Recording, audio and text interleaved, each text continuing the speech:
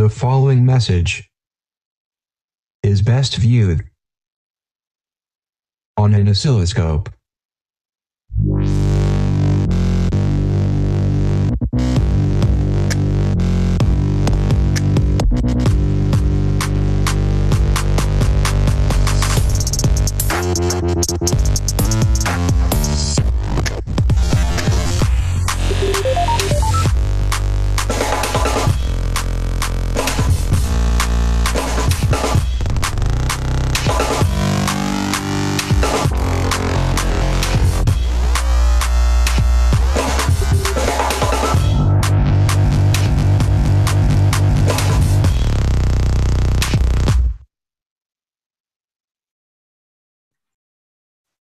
Okay, welcome, good morning. That's the usual intro we are now getting used to, very cool. So welcome to the Dark Matter session, the third one of this ICHEP. I just tell you the general rules and then we start in 2 minutes with the first presentation. So we have 9 talks in total, 20-minute talks, 5-minute discussion each. We will annotate the last 2 minutes on your slide. So you will see 2 minutes left on your slide in one of the corners. And if you really want to talk longer than 20 minutes, we will unmute and at some point stop you, of course. Everything is recorded. You can see this. It is also live streamed via YouTube. The attendance on YouTube is usually much higher than on Zoom here. We have a MetaMost channel. If you have any questions there, you can also write us there. You can also use the chat here. In the coffee breaks, we will stop recording and you can get a coffee and we just resume on time. And after the session, so after the nine talks, some speakers have their private Zoom rooms set up and they are linked on their respective Indico contribution. So if you want to discuss further and there is a Zoom link, please just join the speakers there. The rule is Katarina and I will have the camera on. The speaker will have the camera on. Everyone else has the camera off and is muted. And if you have a question after the talk, just raise your hand. Or if you're a co-host, you can just speak. And now I give the mic to Alex. He's the first speaker and he will report on the Xenon 1-ton experiment. Please, Alex. Great, thank you. I'll share my screen. Just need to close that. And share. Can you see it? All right. Okay. Can you go to full screen? Yes, very good. I can see it. Okay, great. So yeah, thank you for the introduction. Yeah, as was mentioned, I'm going to try and talk a bit about our Xenon 1-ton experiment and the latest results, including the ones that we published quite recently, and give you a small glimpse into what are we currently working towards Xenon Anton as well. So for those that are not familiar with the Xenon collaboration, we're about 170 scientists from all around the globe from 26 institutions, 11 countries, and this is just a small picture of part of our collaboration that well, attended the technical meeting that we had via Zoom a couple of months ago in May. Yeah. And this is how our baby actually looks like. This is basically the Xenon 1-ton detector, which operated between 2016 and 2018 in the Laboratorio Nazionale del Cansasso in Italy. And the entire setup, the entire compound is actually situated underneath a mountain, quite a big one, which gives us basically something like 1,500 meters of rock overburden above our detector. So this entire complex is situated underground. And the detector is consistent of several parts. Well, as you see here on the left is basically a water tank filled with 700 tons of pure water, and Buon Vito EMT setup that is basically on the inner parts of our water tank, as you can see this in this picture. And also several calibration systems that allow us basically to have external calibrations, such as a Newton generator for our detector. And here in the middle, we actually have our cryostat and the TPC, the time projection chamber. Here in the middle, it's like basically a Russian Matryoshka doll. On the right, we have our 3-story cubicle setup underground. Basically, in the first, we have our Xenon storage and recovery facility with some distillation column for krypton and radon removal. Second floor is DQ and slow control. And third one, finally, is cryogenic purification and some internal calibration injection points for krypton and radium 220. And this is how Xenon 1-ton looked like, the actual TPC. It was rather smallish, although the biggest of its kind, but still small compared to what I'm going to show you later. It was 1 meter in width approximately and 1 in height, and had 2 photomultiplier arrays in total amounting to 248 PETs with 2 tons of liquid xenon in target. And how this entire setup operates is actually quite simple, and this is the remarkable part of this entire technology for people that are less familiar with it. It's basically on this dual-phase time projection chamber concept. So we have our 2 photomultiplier arrays here on the top and bottom, and we have our xenon inside the PC. We have our liquid xenon phase and a gaseous xenon phase. And if a particle comes and interacts, it produces scintillation light that can be detected by either one of those photomultiplier arrays, and also electrons. We drift those electrons upwards via electric field, extract them through the gaseous phase with another electric field, producing another scintillation light, proportional scintillation light, which can be again detected by either one of those photomultiplier arrays.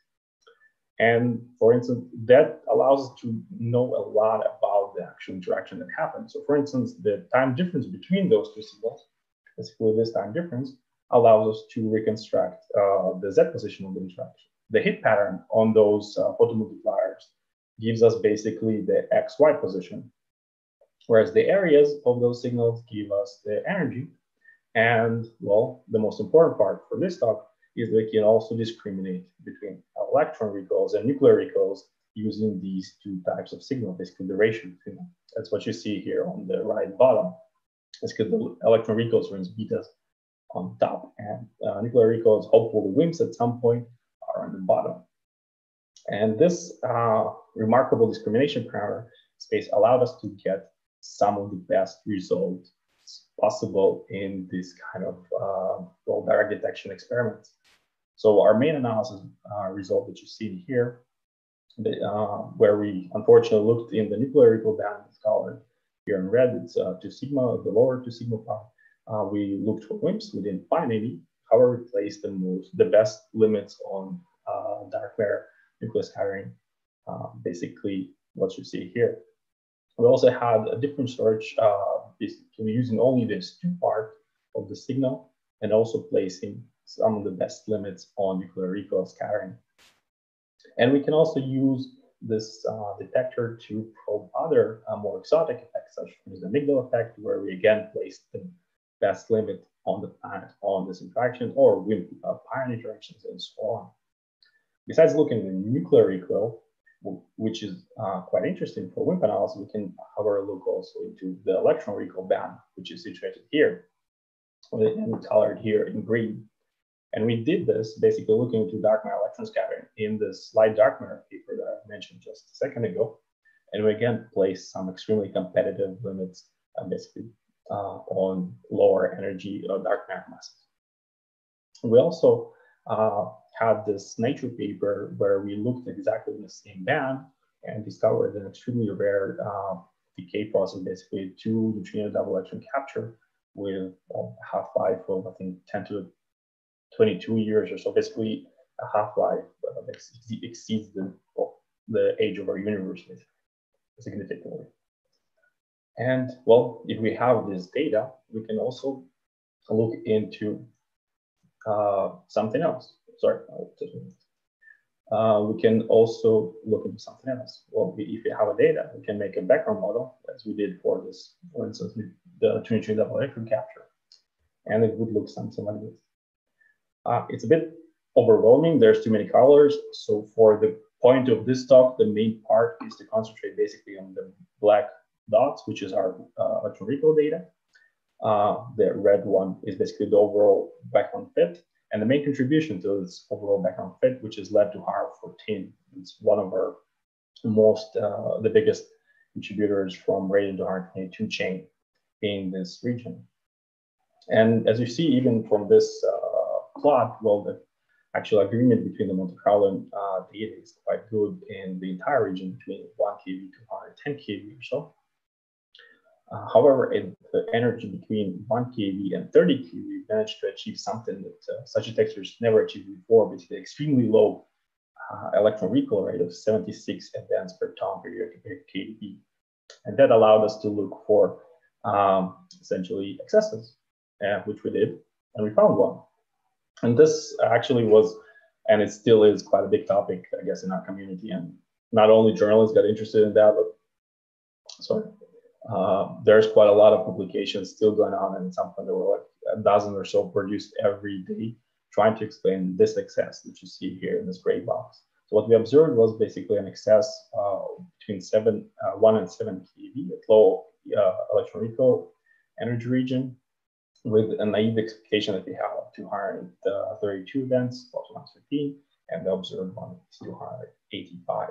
And for the rest of my talk, I'll try and go through some of the things that we considered and we're still considering as an explanation for the success.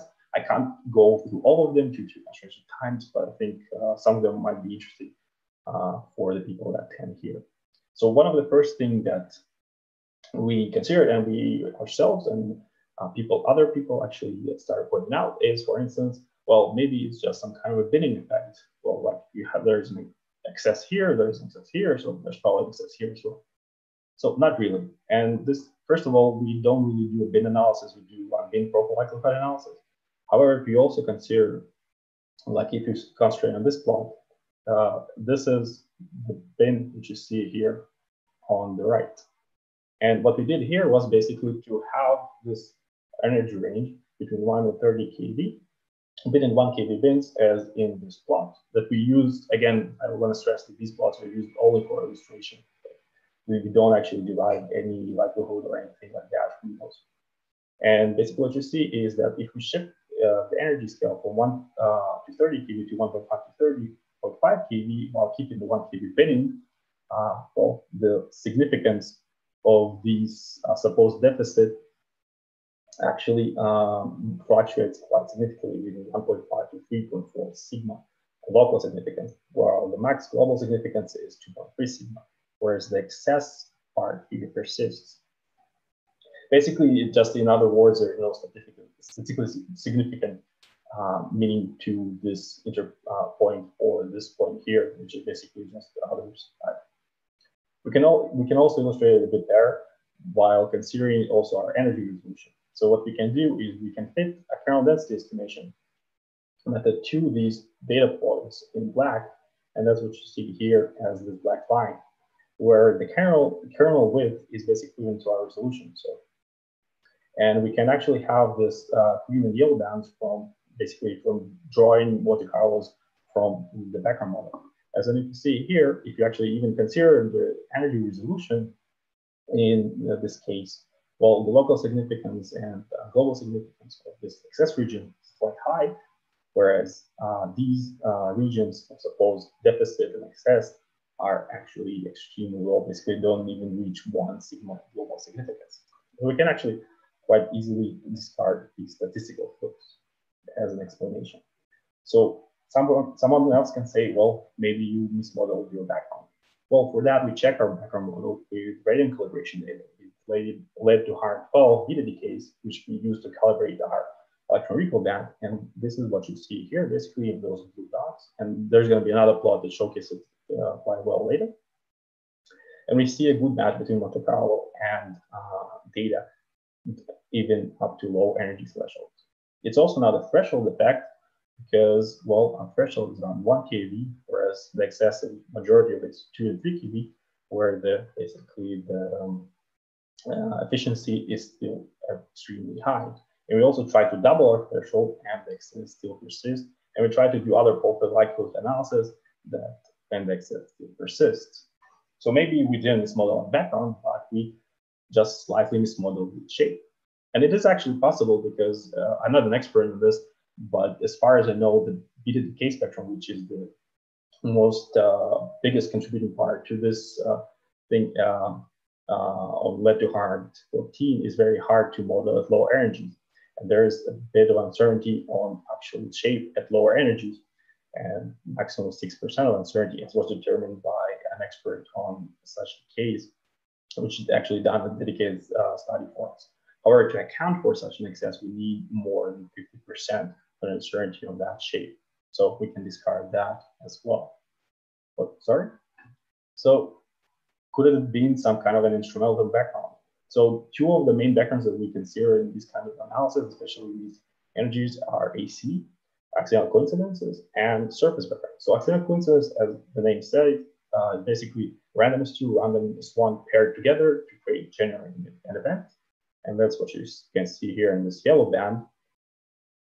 And the surface background is basically events that happen on the surface of our detector walls, which lose some of its two charge, and then they are basically getting lower in this two area and obviously in energy as well.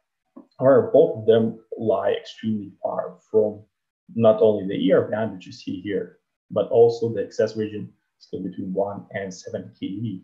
And here in the Viridis 3D plot in the background, you see our radiant calibration that I mentioned previously with the lead to hard 12 decay, which kind of quite well accentuates our basically electron recall band of which our excess lies.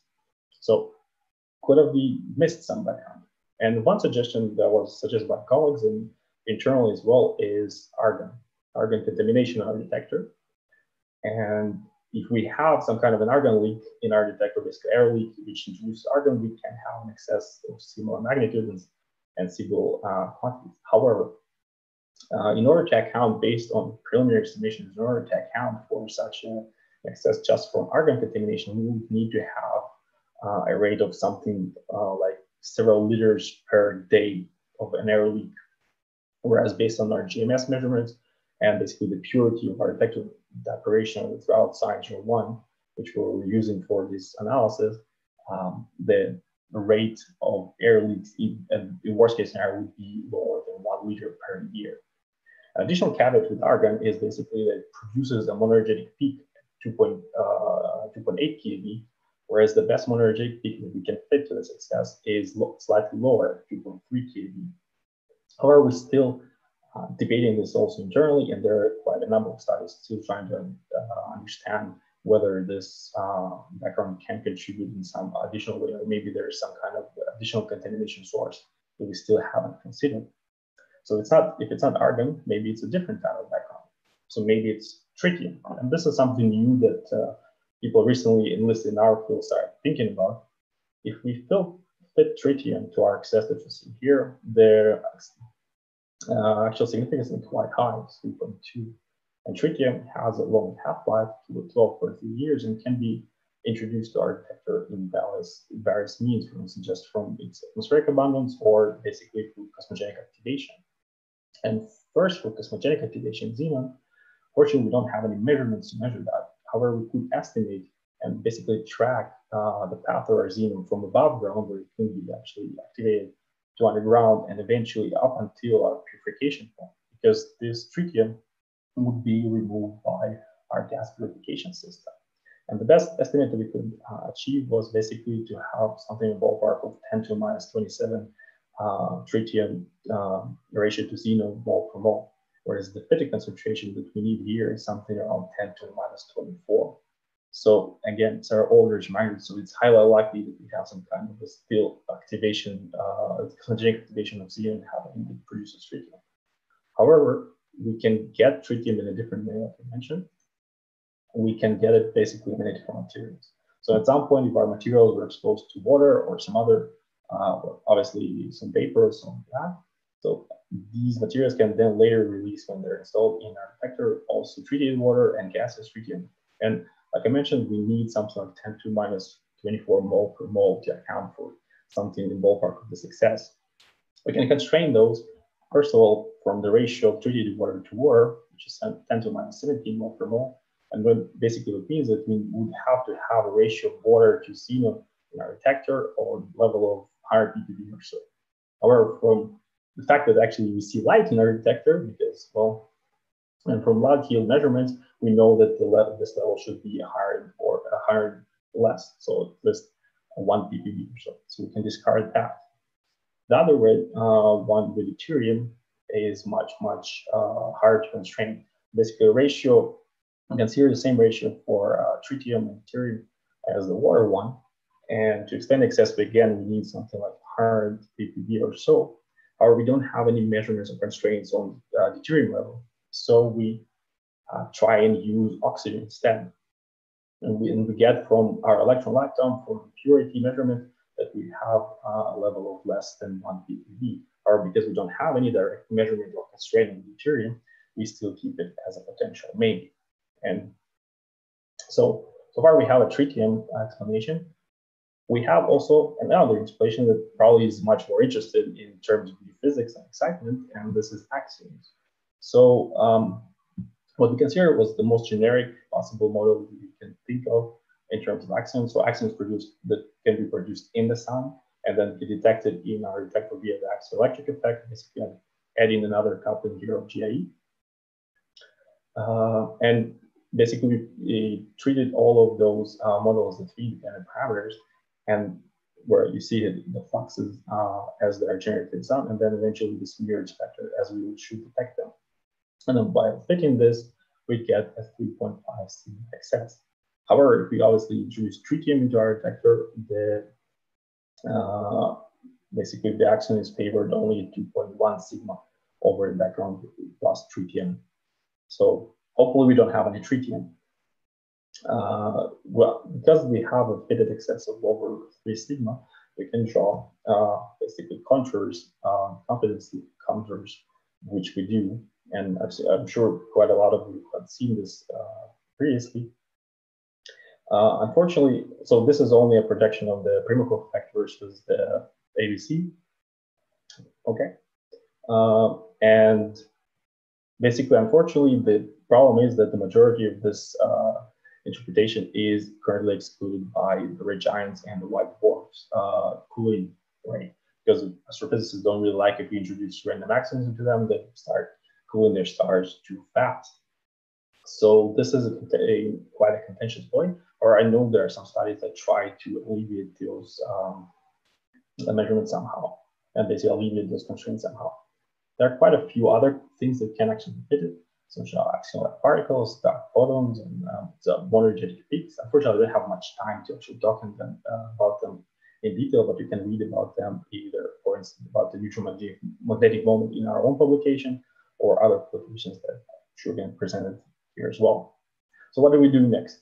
Well, we go towards xenon and TOM. So this is a bigger detector that we are currently commissioning. It would have a 3 times bigger active volume, would have only 6 background level of xenon 1 TOM, and would hopefully produce results basically in early 2021, maybe a bit later due to the current situation and well, basically how it's going to work.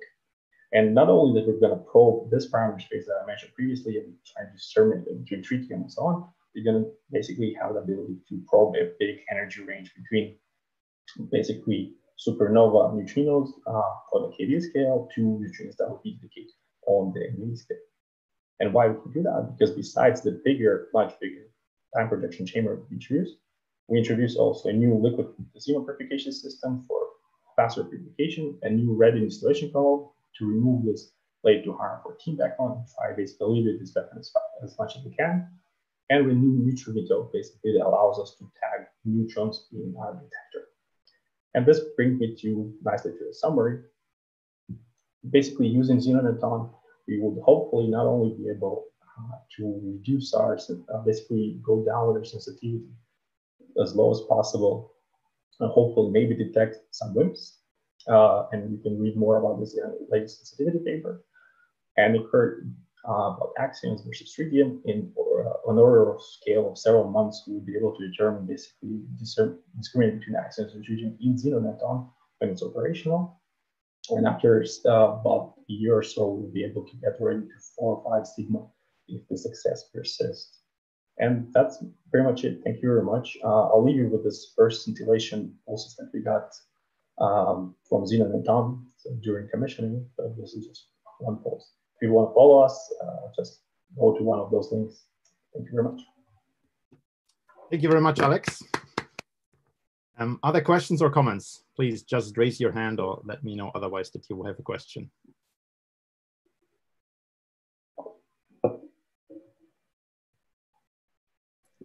So I assume we have more questions also after Felix's talk. We can, of course, take them, combine them. I just have the naive question. You said that the threshold is far away from where you see the signal of your detector, but still the turn on of your efficiency is extremely steep.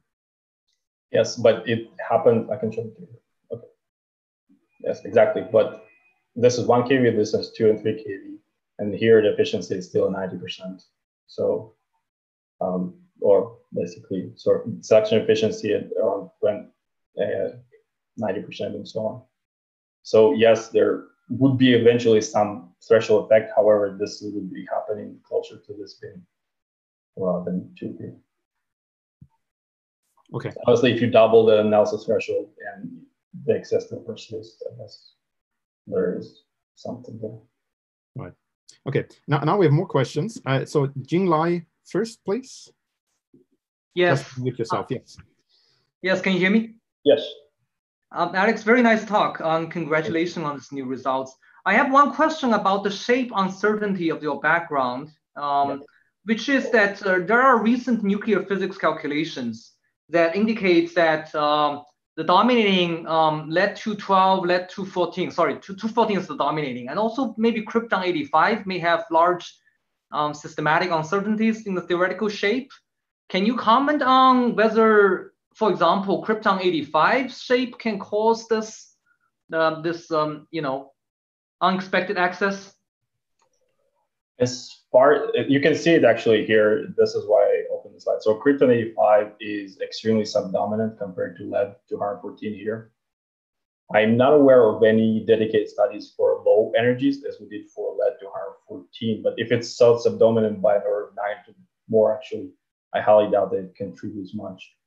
And the other one that you mentioned were, sorry, lead-214, right? 214.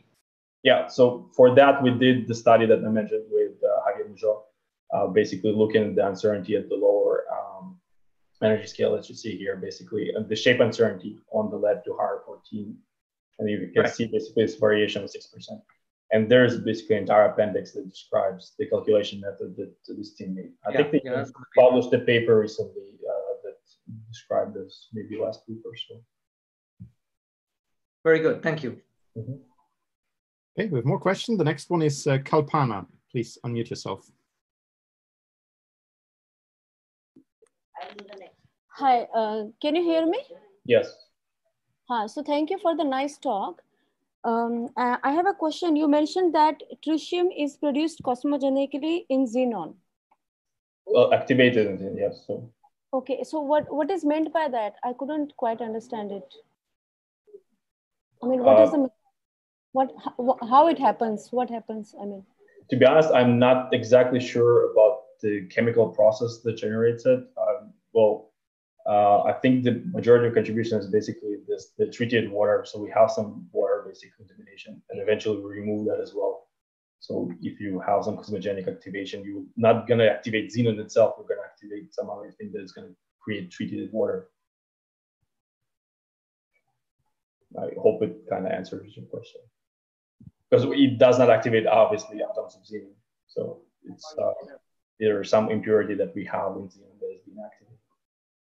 So it's an impurity present in the gas, in the xenon? Yes. That's why we purify our xenon constantly, because there's entire campaign on gas purification of xenon. Okay, thank you. Okay, there are even more questions. So we can take one more question. The rest we have to defer to the coffee break. And it's Katarina, please, go ahead. So I'm wondering, no statistics. I don't know. Maybe I'll let Keisho ask his question, then her question, and I will ask on Mattermost. Thank you.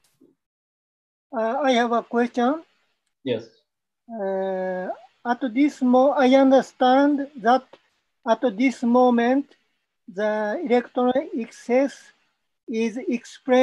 can be explained by tritium background. Is this correct? At this moment. Basically, that's okay. I can show. So this is our general, all the hypotheses that we tested. So we can explain the excess as tritium at 3.2 sigma if tritium exists in our detector.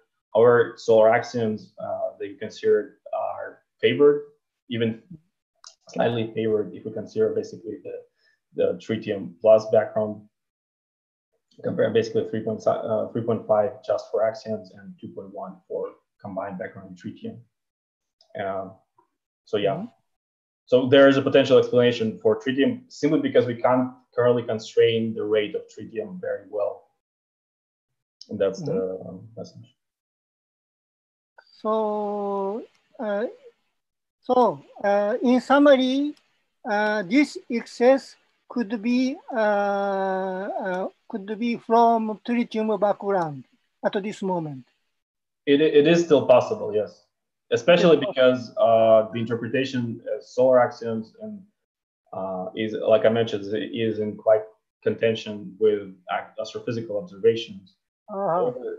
Because we don't have a solid handle on the tritium rates, we can't really constrain the tritium rate, so it is still possible.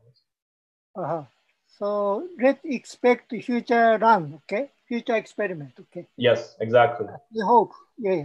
I do hope. Okay, thank you.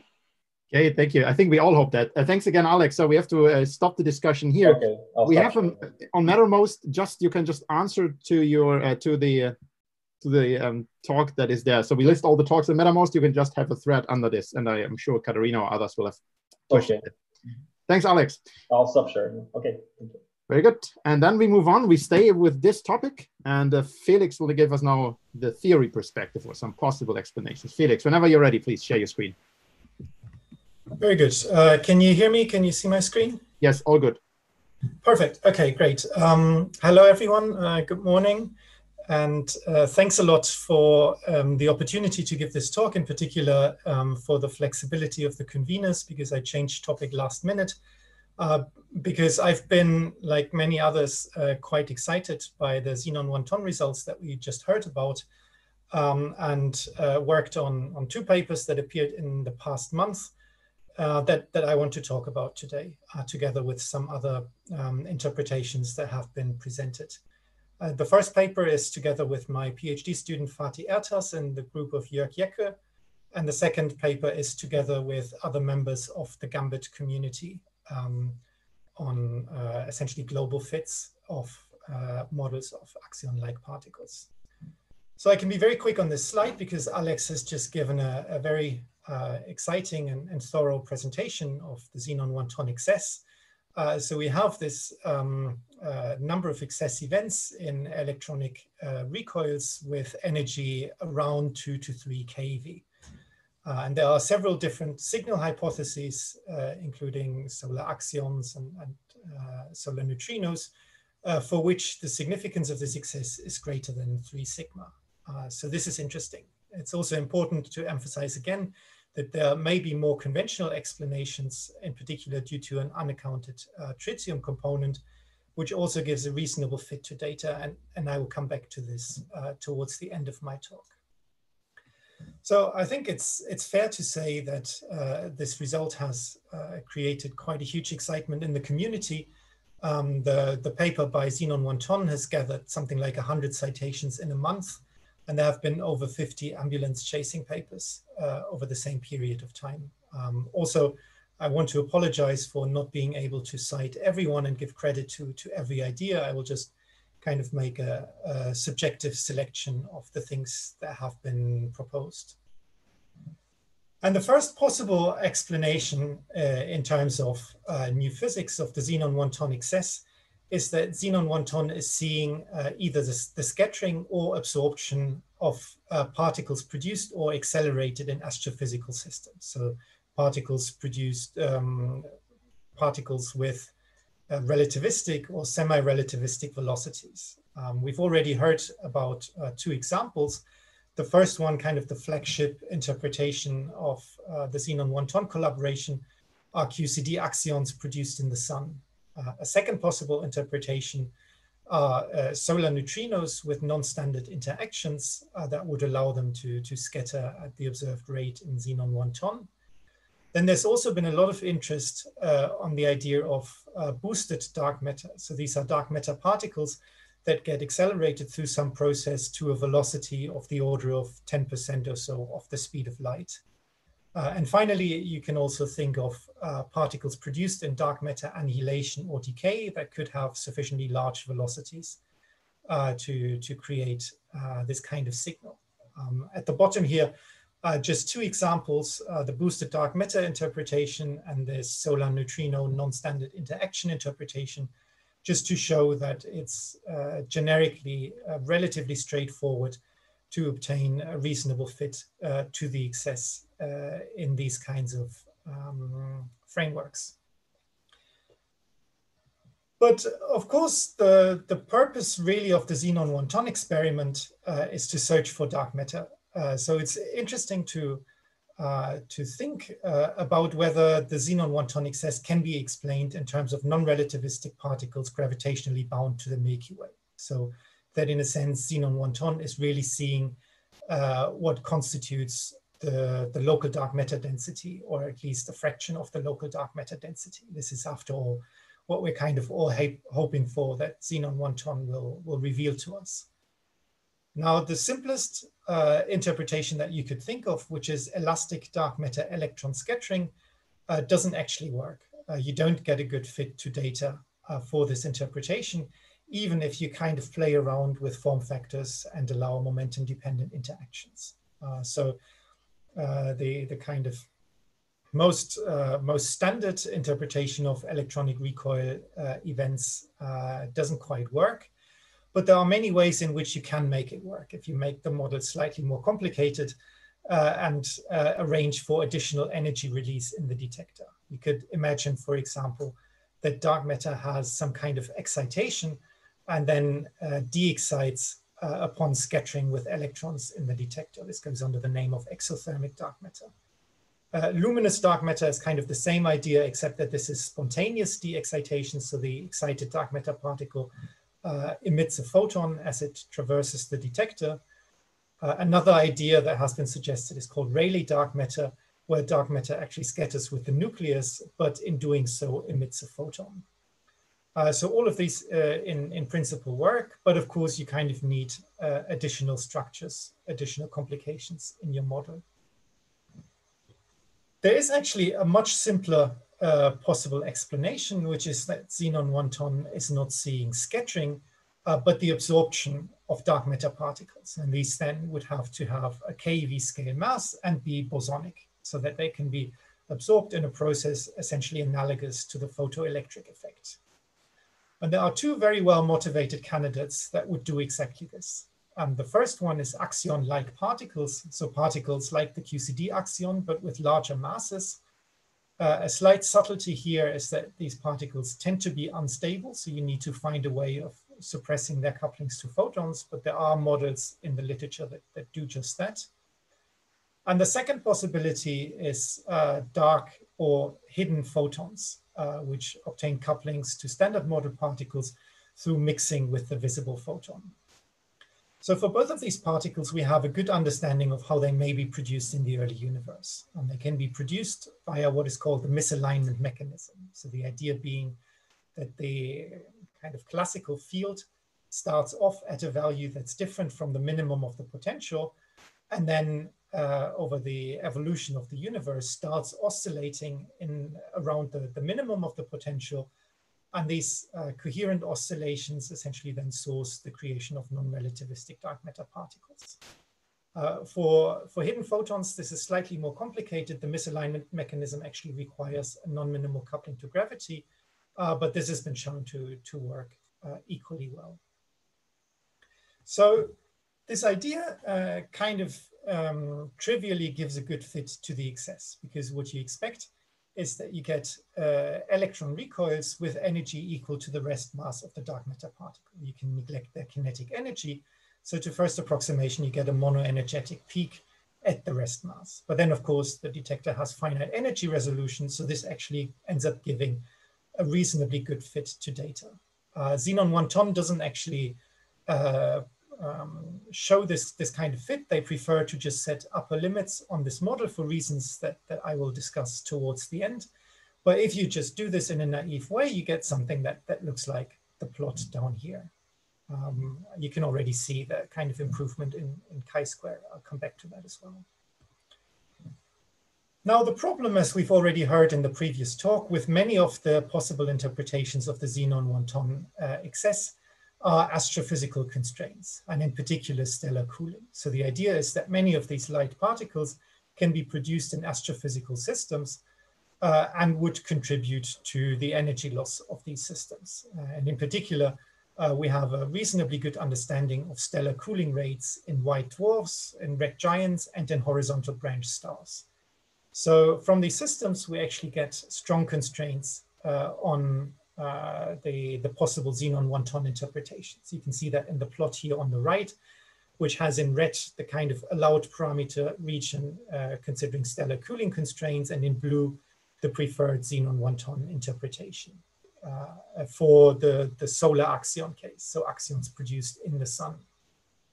So this interpretation seems to be robustly excluded by astrophysics. But actually the story about stellar cooling is a bit more interesting than this, because it turns out that we don't quite reproduce expected cooling rates in observations. For example, there's the R parameter, which is the ratio of horizontal branch stars and red giants, which is observed to be slightly smaller than expected. And this leaves a small preference for additional cooling contributions. Much more significant is the discrepancy in the cooling rates of white dwarfs, which you can measure through the pulsation periods. This is actually significantly larger than expected, and you can see here a plot from a paper we wrote 2 years ago with a combined fit to different white dwarfs, where you can see that this favors, in this case, an axion-electron coupling quite different from 0 at a reasonable significance, more than 2 sigma. So there is something interesting in the context of stellar cooling as well. And now the obvious question is, how do all of these things come together in the specific case of absorption of bosonic dark matter? So let's first look at the case of hidden photons. And here it turns out that something interesting happens, because if you have masses of around 2 keV, then it turns out that the production of such hidden photons is actually very efficient, because the hidden photon mass is comparable to the plasma frequency in the cores of horizontal branch stars. So there's a resonant enhancement of this production, and the cooling rate can be quite large. And it turns out, if you look at this in more detail, that the mass and coupling strength that are required to fit the xenon 1-ton signal actually predict a non-negligible contribution to the cooling rates of HB stars, which is just roughly in the range that you would need to accommodate this slight preference for additional cooling in the R parameter. So this is what's shown in the plot here on the right. The blue region is the parameter region favored by xenon 1-ton, 1 and 2 sigma. And here, what's labeled HB anomaly is where you would give the kind of required contribution to horizontal branch star cooling rates. In this model, you can't say anything interesting about white dwarf cooling, because the contribution from hidden photons is actually negligible. But nevertheless, this is at least a curious coincidence and quite intriguing in my opinion. So for axion-like particles, the story is a bit more complicated, because it turns out you don't have this resonant enhancement. So the electron coupling that you would infer from xenon 1-ton at first sight is too small for the ALPS to contribute to stellar cooling rates. Or in other words, astrophysical constraints are easily satisfied. However, if you allow for a bit of additional freedom and assume that the ALPS only constitute some fraction eta of the local dark matter density, then it becomes more interesting, because if there are fewer ALPS, that means you need larger couplings to explain the xenon 1-ton excess. And then actually you can simultaneously accommodate the excess and the stellar cooling rates. And you can see this in the plot here at the bottom. This has on the x-axis this dark matter fraction eta, and on the y-axis the ALP electron coupling. And you can see that a combined fit to xenon 1-ton, the R parameter, and white dwarfs gives a relatively strong preference for ALPS to be something less than 20% of the local dark matter density, and the coupling to be a few times 10 to the minus 13. And if we are close to the best fit point here, then really you simultaneously fit xenon 1-ton and the white dwarf cooling hints, and you get a contribution to the R parameter as well. So this is certainly now not the simplest model, but it has a number of really interesting implications. A different way to show the same thing is given here. So again, ALP electron coupling on the y-axis, but now the ALP mass on the x-axis. So here, this is now, of course, again, centered at 2 to 3 keV. And you can see this now compared to the parameter region preferred by the white dwarf cooling hints, and in green, the parameter region excluded by the R parameter. You can also see in the right here how the best fit point shifts the kind of predictions for the various white dwarfs and the R parameter. So you can see that, so the blue points correspond to the case where the axion-like particle contribution is included. And you see that this kind of reduces the tension with observations. So to make this more quantitative, you can look at delta chi-squares. For the case of only axion-like particles, we get from xenon 1 ton alone something like 16.8 in terms of delta chi-square, 17.7 when you include the R parameter, and 23.1 when we also include the white dwarf cooling hints. If you allow for an additional tritium component to absorb part of the excess, this goes down to 8.6 for xenon 1 ton alone, but is still of the order of 15 when including the astrophysical hints. So this is a sizable delta chi-square. Of course, what you would like to know is how this translates to something like a global significance or a p-value for the ALP hypothesis. Now, this is very difficult to do in a frequentist analysis. You need to make a lot of assumptions on the kind of distribution of the delta chi-square and so on. But we can do something else, which actually turns out to be very instructive, which is to perform a Bayesian analysis. So in particular, what you can do is calculate the so-called Bayesian evidence, which is the integral over the likelihood times the assumed priors of the model parameters integrated over all of parameter space. And the idea is that if the data is in good agreement with the typical explanation for the model, the evidence should be large, and otherwise it will be reduced. And in particular, if you have two different models, you can calculate what is called the Bayes factor, which is basically the ratio between two different Bayesian evidences. And this gives you the preference for one or the other model from the Bayesian perspective. Now, in practice, this is a bit more complicated. I don't want to go into the details, but there's basically 3 steps. So the first one is to choose the appropriate priors, which should encode general expectations on the model and, if you want, previous knowledge. Then combine all the available experimental information to obtain global likelihood functions, and then use a specialized sampling algorithm like multiness to calculate the Bayesian evidence. The good news is that all of this has been largely automated in the global fitting framework Gambit, which is why we then kind of basically just had to add in the xenon 1 ton likelihood, set up the scans, and produce these plots and evidences. So here is a very quick summary of the results that we get from the Bayesian analysis. For more details, I would refer you to our paper. What's interesting about the Bayesian approach is that it includes an automatic Occam penalty. So that means that a model is penalized if it makes very unspecific predictions, if the magnitude or location of the signal is not very well constrained by the model, say. And this is indeed the case for the model of axion-like particles, because the peak basically can be anywhere and the signal strength can also be anywhere. So there's no reason that it would show up exactly where it does at the magnitude that it does. And this actually, at the end of the day, leads to a Bayes factor smaller than 1. So this means that we find actually slight evidence against the ALP model in our setup, even when neglecting the tritium background contribution. If you include the tritium background, then the Bayes factor is even further reduced. Of course, you can now play around with the prior choices. In particular, you can somehow motivate or try to motivate smaller coupling ranges so that the xenon 1 ton signal is more plausible, more likely. And this then, of course, enhances the Bayes factor by a factor of a few. But still, we only get, at best, a relatively slight preference for ALPs.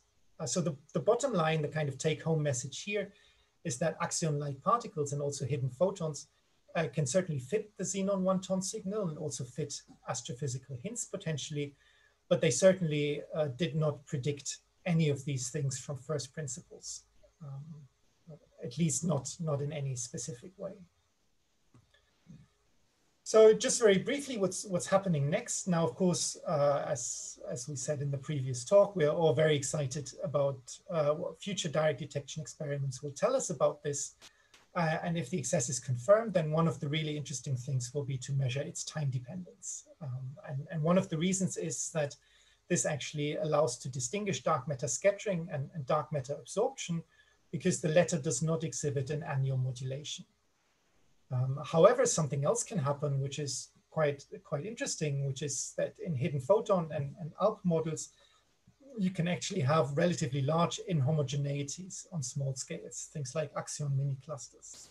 And this would potentially lead to a very substantial boost of the event rate for something like a few seconds whenever a substructure crosses the detector. So one should then perform a search for kind of clusters of events in these detectors as a possible way of discriminating between different models. So to conclude, there are many ways to interpret the xenon one-ton excess in terms of new physics. I haven't been able to review nearly all of them. But from my point of view, the most interesting possibility is that xenon one-ton sees the absorption of bosonic particles from the local dark matter density. And these could in particular be axion-like particles or hidden photons, which are both well motivated and cosmologically viable, that give a good fit to the data and satisfy astrophysical constraints. Moreover, in both of these cases, you can give a relevant contribution to stellar cooling rates and account for these various hints that I mentioned.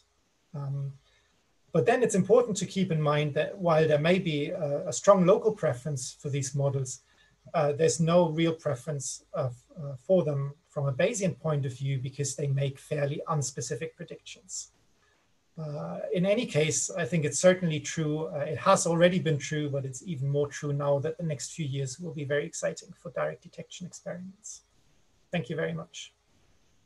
Thank you very much, Felix. Other questions or comments for Felix?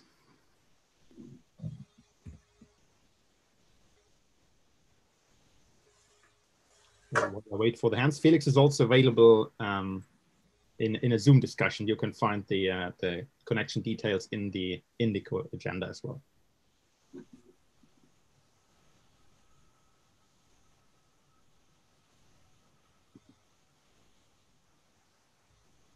And so, Kalpana, you have a question? Go ahead, please.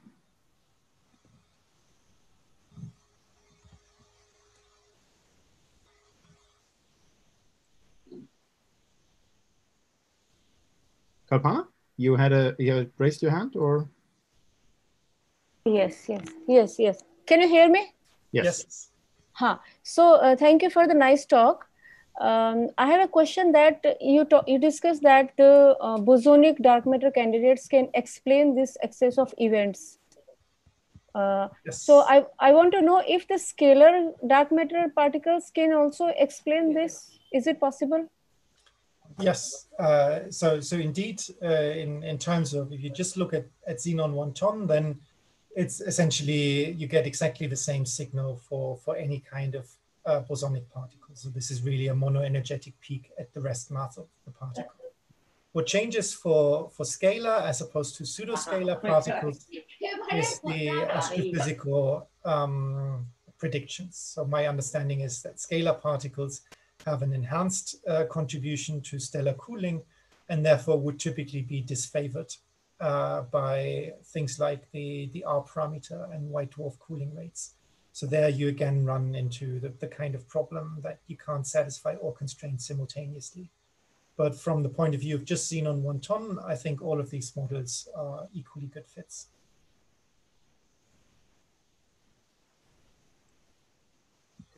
And we have another question from Anirban. Please unmute yourself.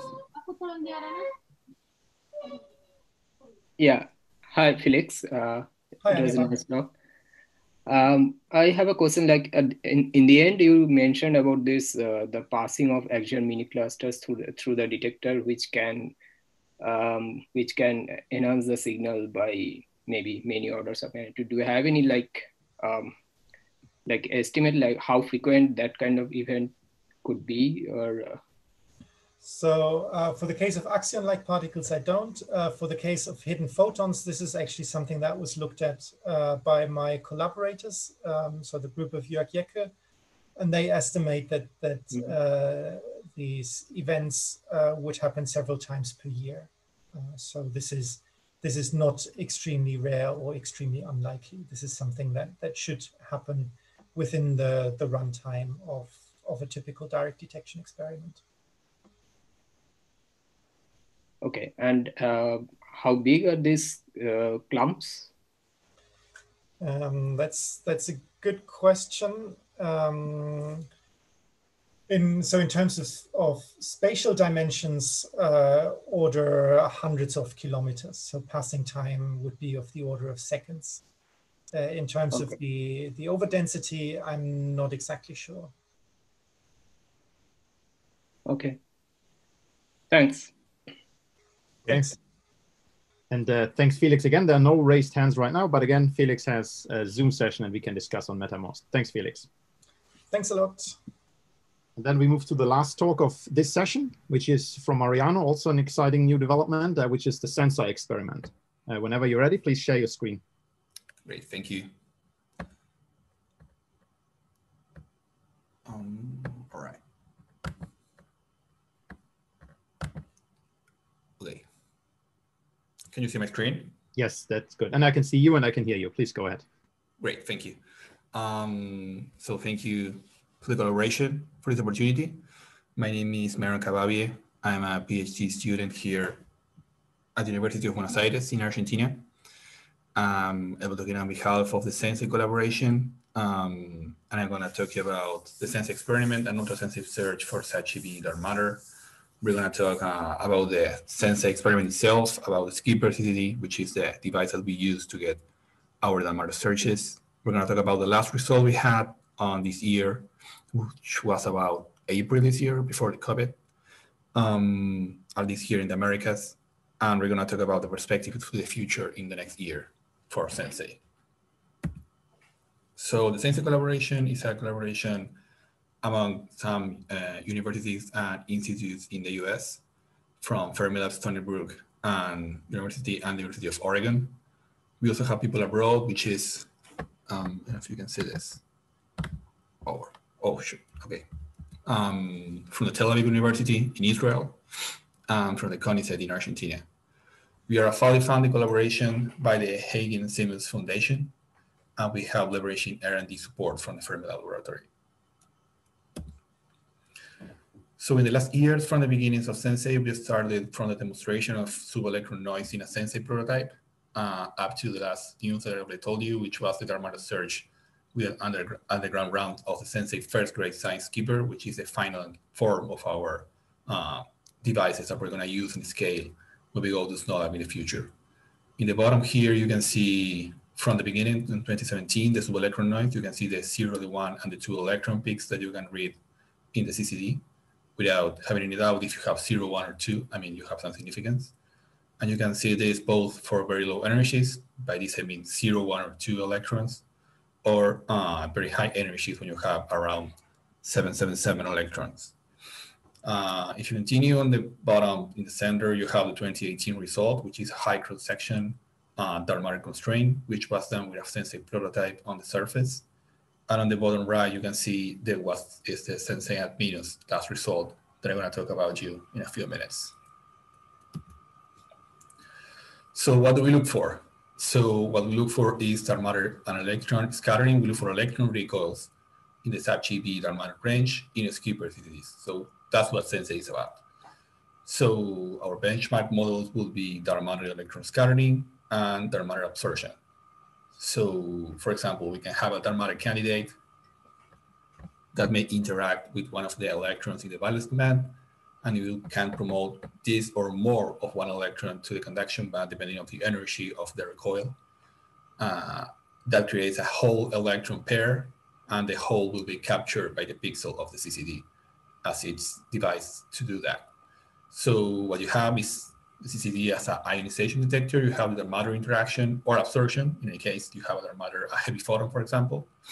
You have the energy transfer via electron recoil, the ionized holes are captured by the potential well, and then you can read that signal after exposure is finished. So in a skipper CCD, I'm going to talk about this later, but you have a pixelated array, which is a silicon array. You have all the charges captured on in each of these pixels that are microns length. And then you read this row by row, you put them into the serial register, which is this horizontal shifter over here, and you read pixel by pixel into the readout stage. And lastly, the Darmada arrangement, which is pretty obvious, is between 1 and 1,000 MeVs. That is a sub-GeV Darmada range, and it's also in the EV on Darmada absorption. So let's talk a little bit about CCDs. CCD, basically, what you need to know is that we use it for ionization, and it is a pixelated silicon array. So each of our devices is 2 grams per device of high resistivity, fully separated silicon. We have a very high charge collection and transfer efficiency, which is very good when we want to analyze the signal and do the analysis that we do to make the constraint that we do, all the excesses that we look for. And we have 5.5 megapixels of 5 microns per micron, 15 microns per 15 microns per almost 7,000 microns of thickness. On the bottom left, you can see what is the cross section of one of the pixels. You have a free-phase pixel structure, which is typical for CCDs. You have a barred P channel that shapes the voltage between the pixels, so you can capture the holes that you want to capture. You have a sensitive volume where the ionization takes action, and you have a bias voltage that you use to deplete the CCD. And here you have a more illustrative with more descriptions. The part of the CCD, you can have you can see the free voltage that you have both in the vertical and the horizontal shifter. You have the output stage. You can look at this. It's another papers too that we already published. But basically what you need to know is that the ionization itself is produced in the active area over here, in the pixels of the active area. And those are moved to the serial register to then be moved row by row.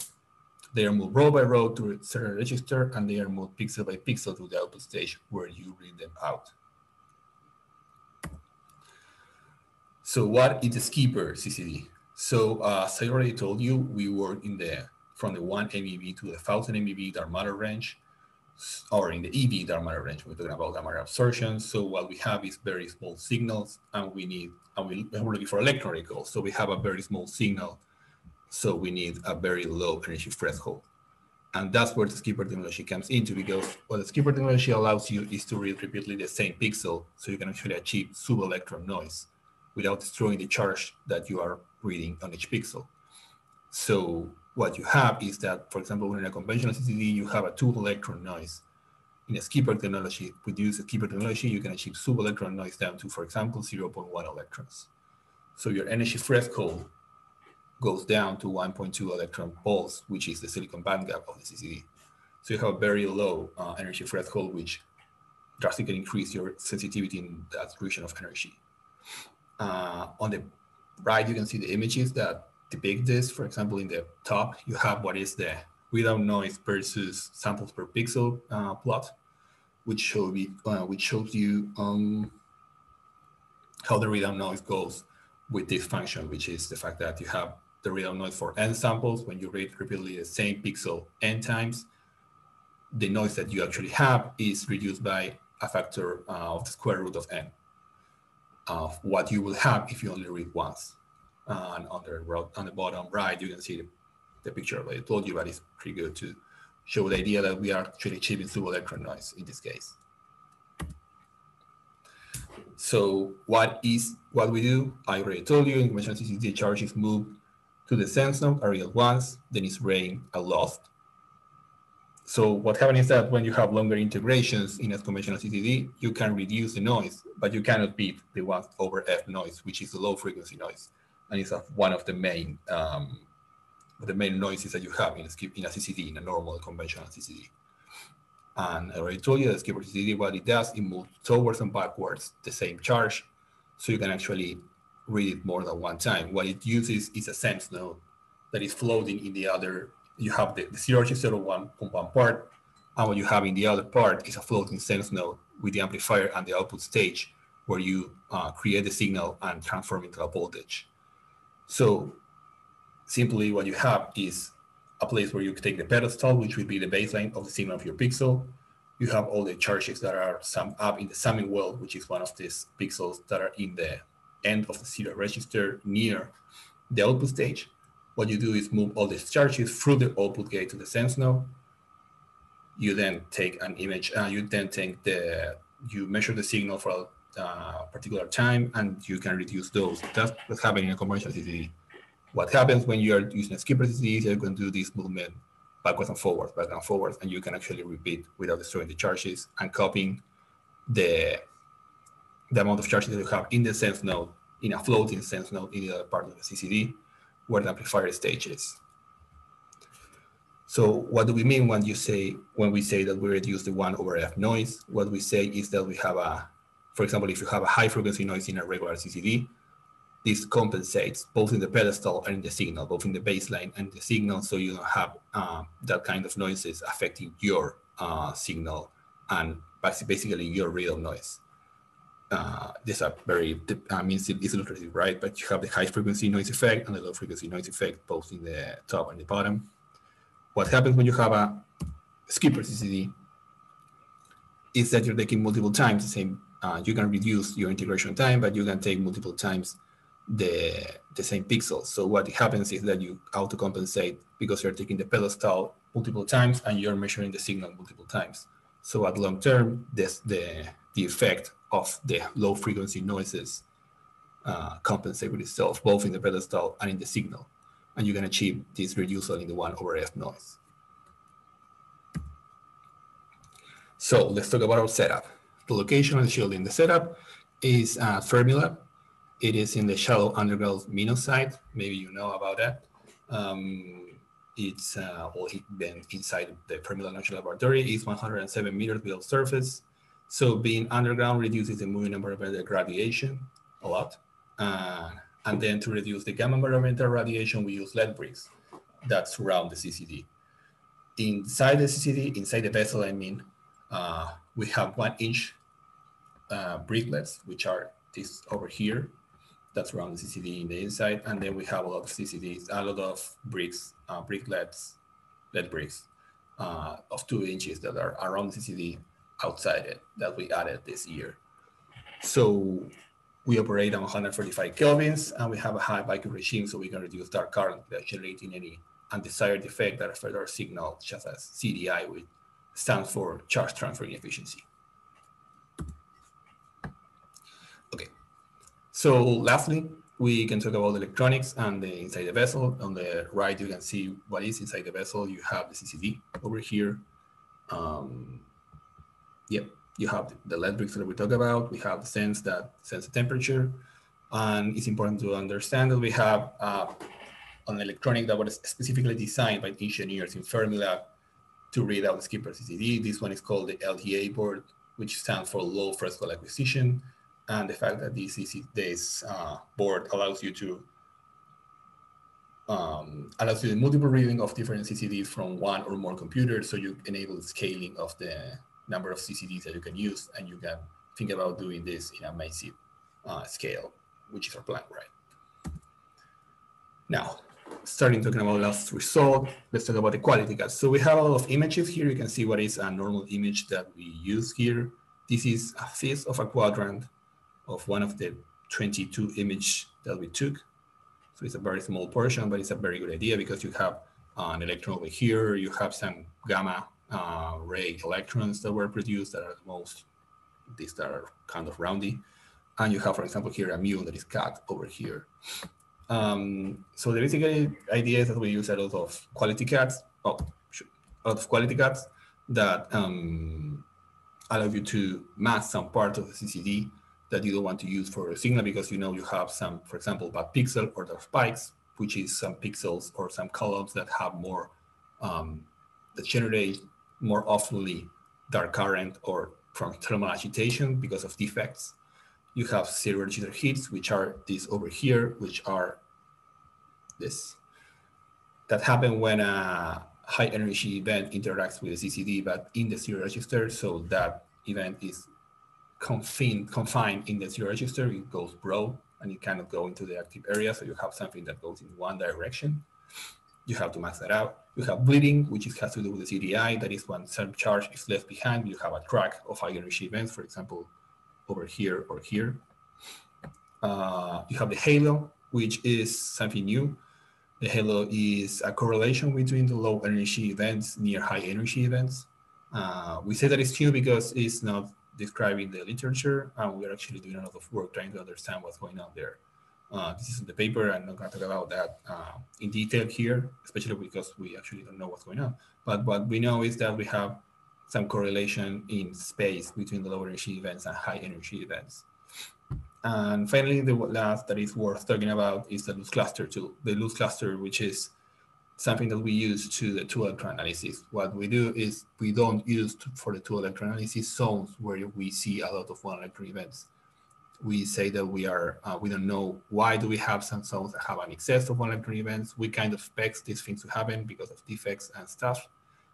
So what we do is not use those for the two-electron analysis. And by two-electron analysis, I mean when we look for dark matter in that energy range. And we have others masks that what give you is this. So this to give you an idea, the magic is done by the DS9 software that has some scaling and color stuff, but the idea is that we use a lot of masking and we get rid of most of all the image when we try to do our analysis. All of these masks are fully described in the paper that was published. I think it's a preprint about to be published. It was in April this year. And it's in the reference down here. Okay, now let's talk about our result, data and some specifics. So we have a blinded data set of 22 images that was taken from February 25 to March 20. These images were 20 hours of exposure and 6 hours of readout each. We have a total exposure of 20 gram days, which is pretty low compared to our experiments, but we are very sensitive on this gram and on this range of energies that we use, which is 0, 1, 2, and 3 electrons. On the top right, you can see an image of how the data looks. I mean, this is what we do. We take an image, we take the pixels that have 0, 1, 2, or 3. We look at the picture, we look at the pixel that we don't mask out. We find mostly 0, 1, 2, and 3 electrons. In this case, in this search, we were lucky, and we didn't get any free electrons in a single pixel search. So this is what we look like when we are looking for 1 electron or 2 electron cuts. We use 300 skipper samples, which gave us a 0.14 electron noise. And it's important this part that we want to assert the fact that we have a lot of improvement from 2019. So we're looking for the future in 2021 and improve the same way, so we can improve our matter constraints and look for excesses in a better way next year. So what we had is 20 times more mass than in 2019. Our background radiation go 3 times less than in 2019. So now we have around 3,000 events per kilogram per keV per day in minus. We have a single electron event rate as low as 1.6 by 10 to the minus 4 electron per pixel per day, or 450 event gram day, which is 20 times less than 2019. This was crucial to increase our sensitivity, and it's a world record in silicon devices. And we have from 8 to 35 more effective exposure because of all these things that we could improve from last year to today. So what this gave us is world-leading constraints on dark matter electron scattering for the light mediator, which is in the top right over here. This gave us world-leading constraints for the heavy mediator in the top left, up to 10 MeV over here. This gave us world-leading constraints for dark matter nuclear scattering, which is the Migdal effect.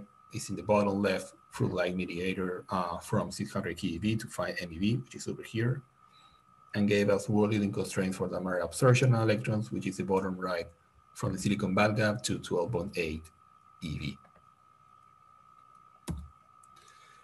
So what do we have for the future? How many minutes do I have left? Okay. You have about so what do 2 minutes. Okay, thank you.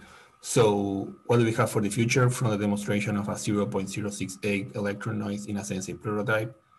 Well, I mean, we went through all this. What do we have for the future in 2021? So we have our science detector, and it's working. This is very best part of it. So the next step that is going on right now is the production, which is in progress. Here you can see the vessel, the 3D model of the vessel that we're going to start in SNOLAB. And what we have right now at Fermilab assembling it. You have more parts in the 3D model, which these are going to be the flex cables or the structure, and what it looks like when you assemble it. And here you have some idea of the 3D model of final device. So we are assembling our vessel that we go to SNOLAB. We expect a lot because we found out that when we increase the shielding and we decrease the background, we have a lot of good results. So we are eager to see what goes on in SNOLAB. And some more news, we have a phase 1 system full operation in SNOLAB since December of 2019. Here we have a picture of, from left to right, Shoei Mura, Kevin Cook, Guillermo Moroni, and personal staff from SNOLAB. That was on December. They installed one CCD, and it's been fully operational since then. We're doing some tests, trying to understand the background, how the CCD works there, and all the logistics that it has to do with SNOLAB. Our final goal is 100 grams. We have 2 grams right now, both in SNOLAB and in Venus. And we're going to do a deployment stages. We will produce some CCDs. We're going to test them as Fermilab. We're going to send them in an orderly way, especially nowadays that we have a lot of restrictions because of COVID lockdown, the pandemic, right? So the results will be presented gradually as long as we are increasing the mass.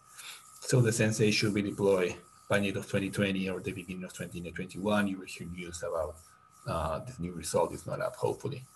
And just to summarize, just to go about the future, I want to mention the Sensei, the Damic, and the Skur experiments that are, the 3 of them are skipper CCD-based experiments from Sensei and Damic, which are and in the Skur experiment, which is a joint effort between the Sensei and the Damic M collaborations.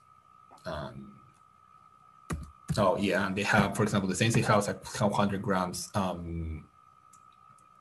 gold, Damic M has 1 kilogram, and Skur has 10 kilograms. And I want to remind you that 10 kilograms is about 4 fountain CCDs. We now have 1. Damic had a lot more, so we are looking eager to see how this goes in the next few years. Thank you. Okay, thank you, Mariano. Oh, thank you. I didn't hear you about the time, sorry. Other questions or comments for this talk?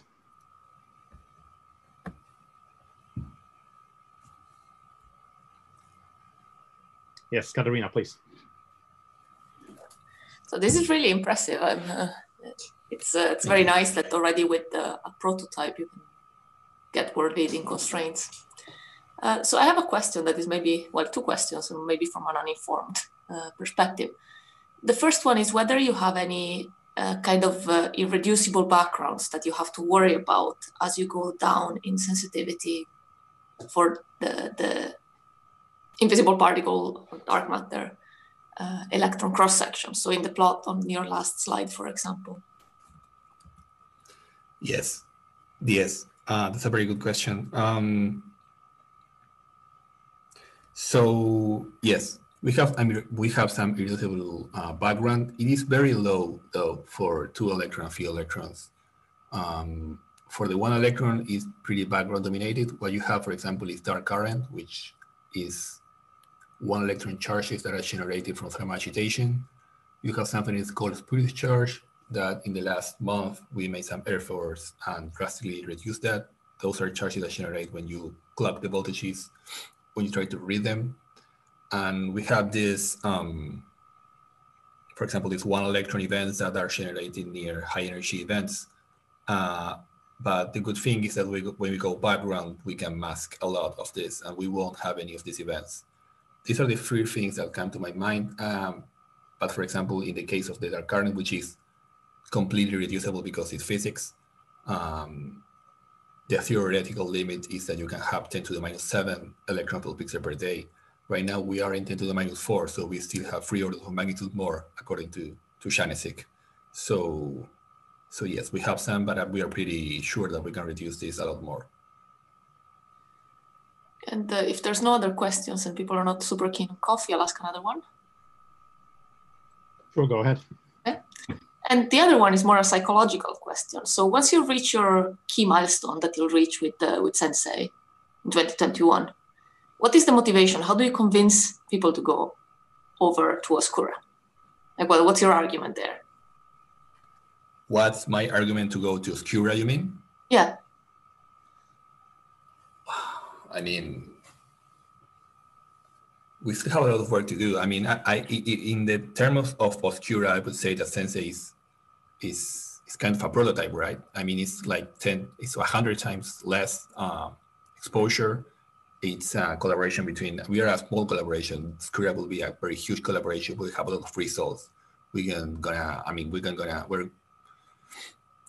We're gonna see a lot of things that we can't see with Sensei, and we have a lot of people to work with it. And it's a very huge collaboration. It's a very huge effort between all the people that work with Skipper CCDs.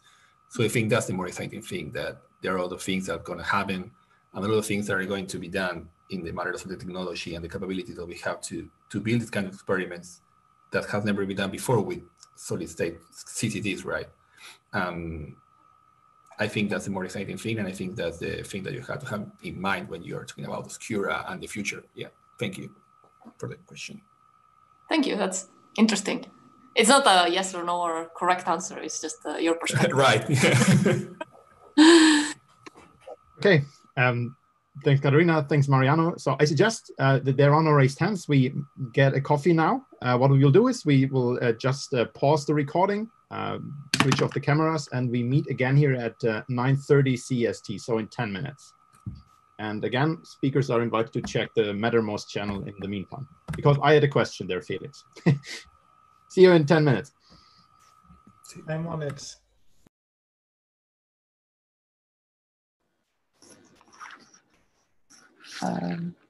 Can I try the audio? I'm the next speaker. Yes, absolutely. Please try sharing screens, audio, video. Okay, thank you. Can you hear me? So I can hear you, yes, but that's all I can. Yes. Just a moment. I switch everything on. So this is the video. Should work. Yes, video works as well. And then let's see the screen. Do you see it? Yes, excellent. Okay, so I will say like that. Perfect. Perfect. Thank you. See you there.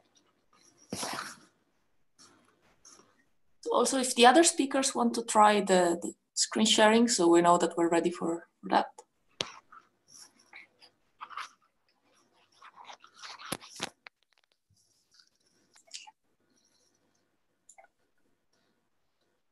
I don't know if we have, I think Florian, I don't remember if he tested at the very start. But we at least did see the camera.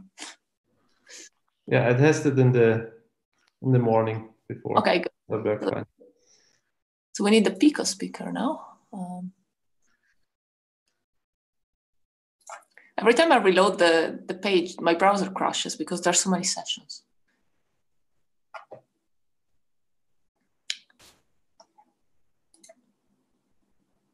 I grab a coffee, come back. Huh? Absolutely. I'm gonna email the Pico speaker now.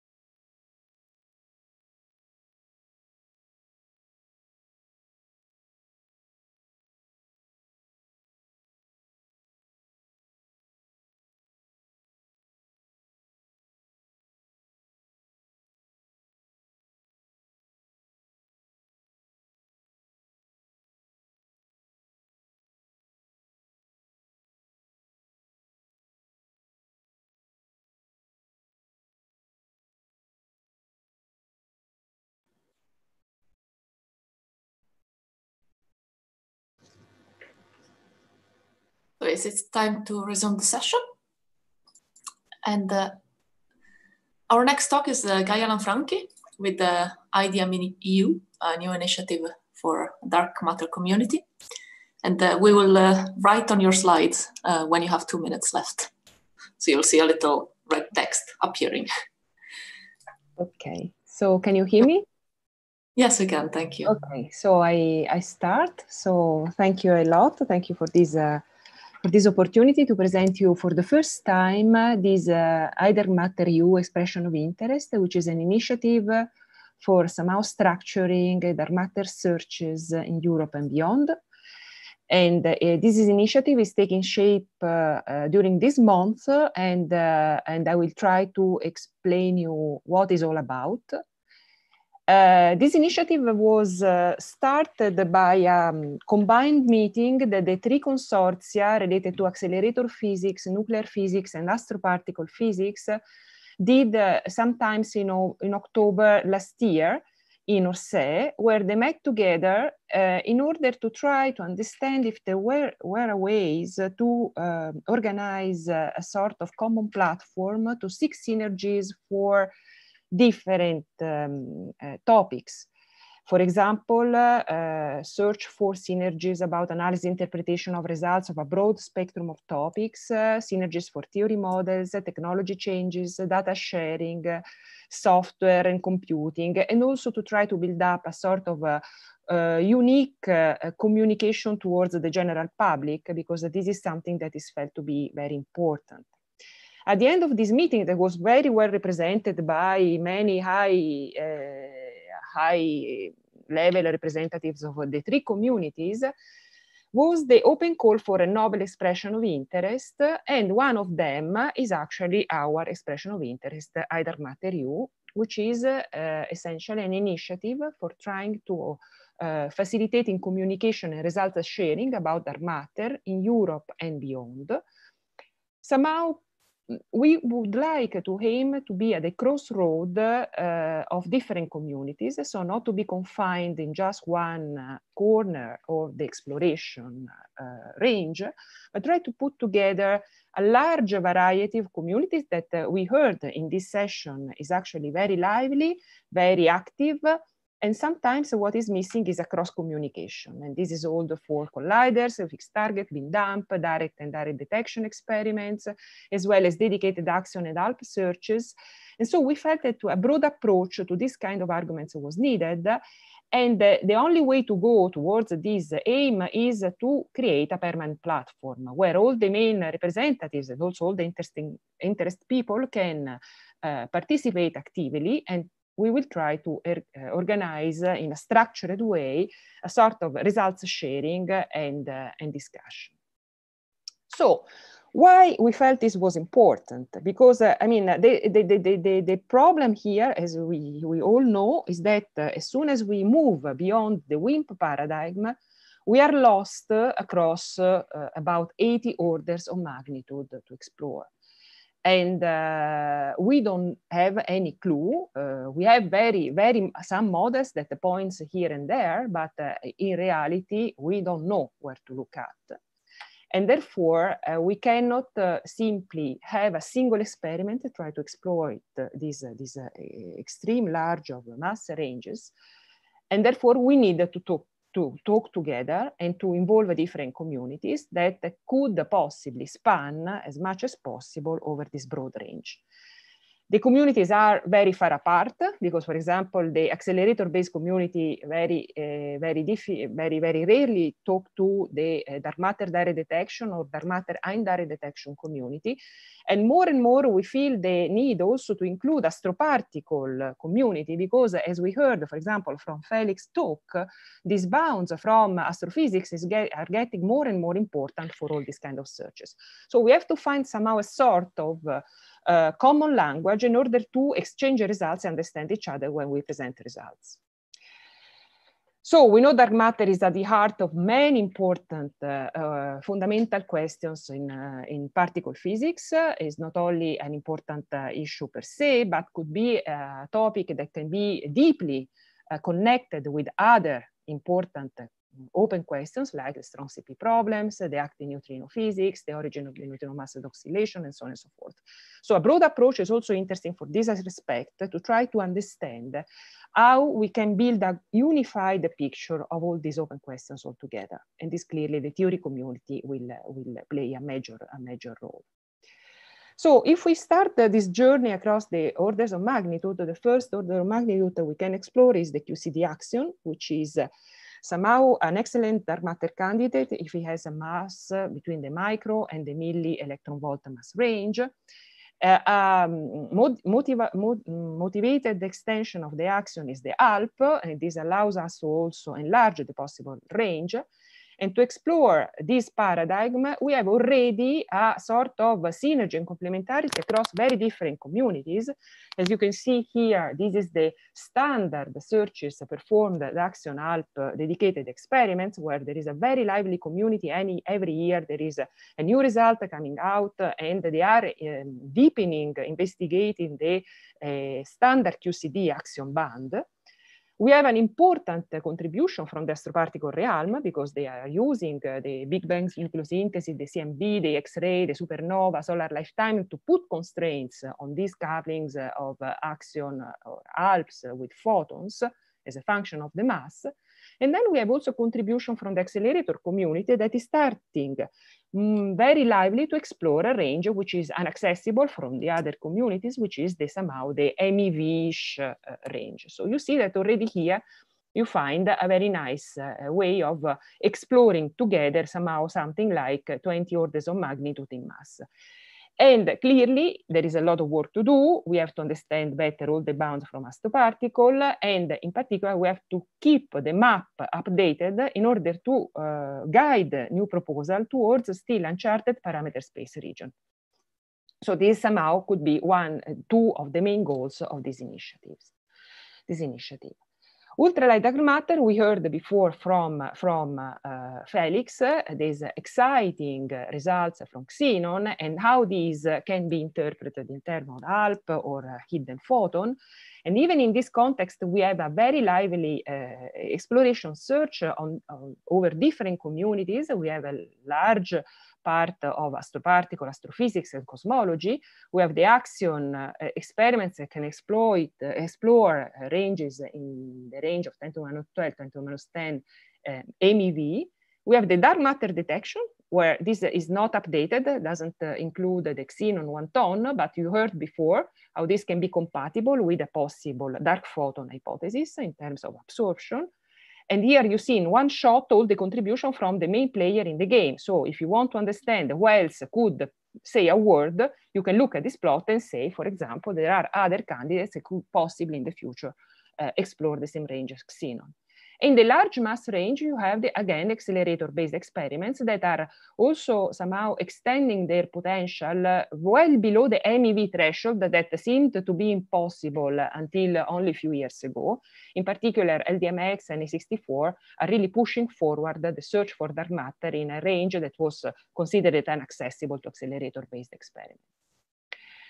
Moving moving more towards the standardish WIMP mass range, we face, first of all, the range of MEV-GV that is currently poorly explored. Still, there is a lot of effort, but still somehow there is a lot of parameter space still unexplored in the MEV-GV range from the direct dark matter experimental effort. Because it's difficult, because it is a range that is typically very difficult, and there is a fantastic increase of initiatives that are piling up in the last years trying to explore this range towards the neutrino bound below the GV threshold, but still you see that you have several orders of magnitude to explore.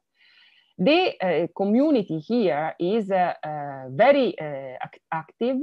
There are 15, 20 experiments currently running, more than 1,000 scientists, but it's very it's nice because the pattern is essentially done by small, medium scale experiments, and only 4 experiments are counting more than 100 people. So the pattern is very different with respect to accelerator oriented search. And they are using very different technology, and so clearly this immediately creates a network link with solid state and nuclear physics. There are many laboratories involved, in particular Gran Sasso and SNOLAB are playing a major role. But clearly this community that is represented in this dark matter expression of interest by 3 scientists that you see in the listed at the first page, is also very scattered. So I think that it would be useful for everyone to have a way, a platform where we can exchange results and discussion, and so the communication is really needed to be improved. So what this community would like to do, what they have is the compilation of experimental results in certain scenarios and models. But what is still needed is a sort of data repository, somehow intertwined with the theorist, in order to interpret the same results from a different theoretical point of view, as we heard from Felix before. So the same results was interpreted as an axion-like particle or as a dark photon, somehow to structure a bit more the effort, not only to interpret with different theory models, but also to try to go beyond the community and to create a direct link with accelerator, for example, and direct detection. So the question is how to move beyond. And you can move beyond only by specific models, because if you don't assume a pattern, a framework, you cannot talk together. You cannot exchange results. Each one is in its own frame of reference. So very minimal approaches, for example, assuming this vector portal with an hidden photon, and this has been used largely in the last years in order to compare direct dark matter detection with astroparticle and cosmology, and with the production of possible dark matter candidates at colliders and or fixed target beam dump experiments. And the effort has been done to put together these results, that this was done in the framework of the physics beyond colliders that you might have heard about. It was an initiative somehow triggered by the CERN management in order to try to expand a bit the physics case from the LHC to see what can be done at accelerator-based experiments that is interesting also for other communities, for example, the direct detection communities. And so we produced this kind of summary plots where you see together within a given theory framework, in that case is dark photon 1, plotted together results coming from, for example, Bell 2, which is a collider, a plus minus collider, but also you have proton beam dump, electron beam dump, like current electron beam dump, Na64 at CERN, future electron based, is not a beam dump, but always extracted beam line with electrons, LDMX at CERN possibly, but now we know that probably will go to SLAC. And all these compared with the relic density and also with the direct detection searches like Super CDMS, Xenon, all the results from Xenon. And we heard just before my talk the fantastic reach of Sensei, not only in 2 grams, somehow instance, but even more importantly in the 100 grams instance that will be possibly running in a few years' time, that will really compete with LDMX in the same mass range below the GB threshold. So you see, this is the kind of somehow combination of different community that we can possibly do in a given theory framework. Clearly, the theory framework can change, and the challenge is to try to keep updated with the most recent theory advance. So we move towards the WIMP. WIMP is somehow much more established community, large experiments that are doing a fantastic job. They are pushing down to the neutrino threshold, the limit for dark matter with thermal origin. We are understanding also that these detectors, thanks to their large mass, can play a role also in the search for neutrino-less double beta decay. So this is very nice, and put a direct link with the neutrino communities. And even in that case, we can create a synergy with colliders. And this is a very nice plot that was produced by the CMS collaboration, showing somehow the interplay between Atlas and CMS and direct detection community within a given, again, theory framework. Now, there has been a lot of discussion about the use of a specific choice of decouplings that has been somehow decided by the Atlas and CMS collaboration. They are using coupling of the order 1, which can create a community. So now the two collaborations are moving forward and are trying to investigate their sensitivity for smaller couplings. And this is an effort that is currently ongoing within the SNOMAS activity that is going to produce results in a year time that will show also the potential of these two collaborations for dark matter searches where the coupling is relaxed to be much less than 1. So you see here again which kind of discussion are in the field. Clearly, the main player here in the game is the cosmology. Dark matter is a cosmological object, and it would be very nice to try to create a much more direct connection with, again, a very lively community that is behind that, both theory community that are studying the galaxy formation, evolution, large scale structure formation, all the CMB computation. You have seen the Big Bang nucleosynthesis, the Lyman alpha, the intergalactic medium. So there is an infinite amount of work done there that can clearly help us experimentalists to try to pin down the more probable, more plausible ranges for dark matter searches. And the indirect detection is even more lively. So you have another spectrum of detectors that are investigating in this particular period ranges between the 10 GeV onwards. So this means that they are more compatible with the standard WIMP paradigm rather than the light dark matter searches, but they are very aware about the fact that there are several frontiers somehow they are bounding their current reach. One is the MEV-GeV dark matter search that we saw before by direct detection and mostly extracted beamline experiment.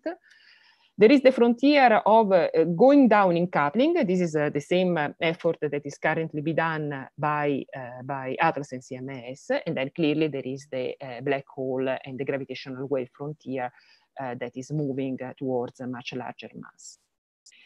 So again, there is a plethora of excellent experimental results, but again, what is needed here is maybe a better coordination, map the community, try to have a place that could be a website, a meta repository where we can share results, whatever is possible, harmonize them among themselves, but also against other community, and possibly ask a question and to try to improve on all these kind of also model interpretations.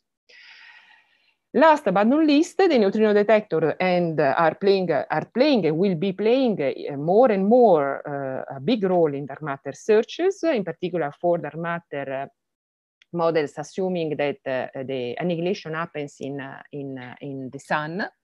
And here you see the super Kamiokande boundaries that has been put, and they will going to improve with Hyper-K, but even with Dune. And so even this is a very interesting community to keep on board, because in the coming years they can play a major role. So this is somehow a sort of very short, brief journey across the topic that we would aim to touch. Clearly, this is an effort that requires a community building. It's not something that can be done only by few people. Community is very active, but is also far apart. So first of all, we need to have a common place where we can discuss together. And we will build up a website, we will build up a repository, but all these will be discussed together once we will have the first kickoff meeting that will happen probably by the end of the year, in which we plan to involve different communities, the dark matter at the LAC, the physics beyond colliders, the dark matter direct and indirect detection experiments, neutrino experiments, action art community, but keeping a very strict connection with the particle theory, so CERN theory department and others, and astroparticle theory. And here we want to profit of the fact that this European Consortium for Astroparticle Theory has CERN as a hub for the next 5 years. So we have all the best experts in astroparticles somehow around CERN. And so we would like to have to profit of this energy as much as possible. On more technical side, we have already established connection with ESCAPE, which is a European Science of Cluster of Astronomy and Particle Physics ESPRI research infrastructure as far as the data storage is concerned, FISTAT dark matter community, and other tools that are already currently used in specific places. So just a few words about European Consortium of Astroparticle Theory, because yes, I'm almost done. This is an effort that has been initiated about a year ago. The director is Gianfranco Bertone from the Netherlands and is helped by a steering committee. In the steering committee, there is Silvia Pascoli, who is one of the proponents of this specific dark matter initiative. So the link is natural. But we have also inside Gian Francesco Giudice, who is the theory department head here at CERN, that could certainly create a natural link with the particle theory. And ICHEP endorses this expression of interest and looks forward to contributing to its success. So we plan to be bounded and linked together, and they will have their own inaugural symposium for next year. We will have our own kickoff meeting, but certainly the two communities will be strictly connected.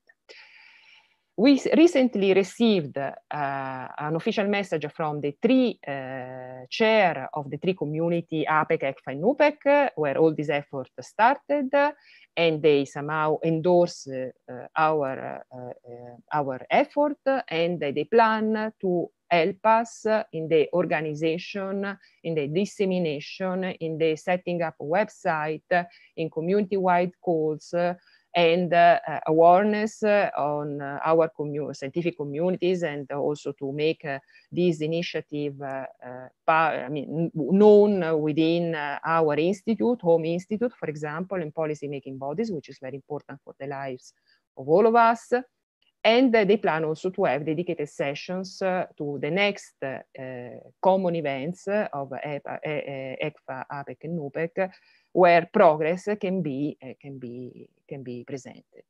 So this is very important for us because we needed to have their endorsement before moving forward, and now we have it, and so we can move forward.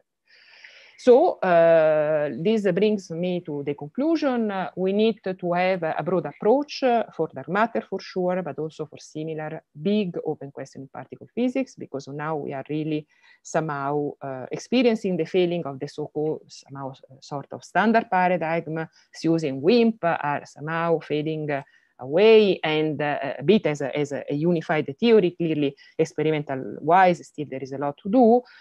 And we need to talk together. We need to talk together to try to find a new direction, find new paradigms, collaborate, try to drive the theory and be guided by them towards new avenues, if you want. So we plan to have the first kickoff meeting by the end of the year. We will send you news, more news after the summer. If you want to get up to date with our activity, you just sign up to this Indico page. That is the Indico page of our expression of interest. And with this, I thank you for your attention. If you want to continue the discussion, you want to ask questions, I'm available today in this Zoom link between 12 and 13. Thank you very much. Thank you very much, Gaia. This is an interesting initiative. Well, I'm biased, but you are there, so you are in. So we have time for one question.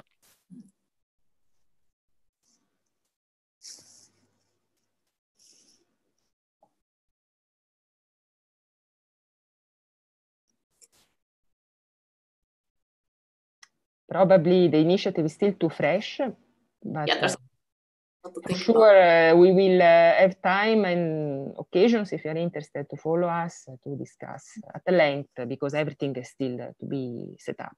So completely open to suggestion and comments and criticism as well, because we learn from critics. And in any case, if you have questions, I'm there for an hour later on, so as you like.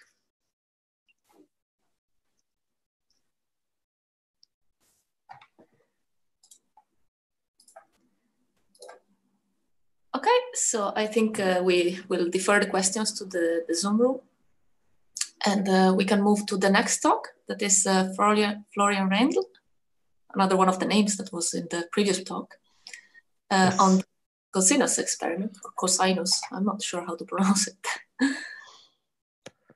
Okay, I try to share my screen.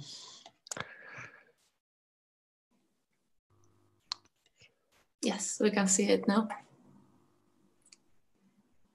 Okay, so you see it, right?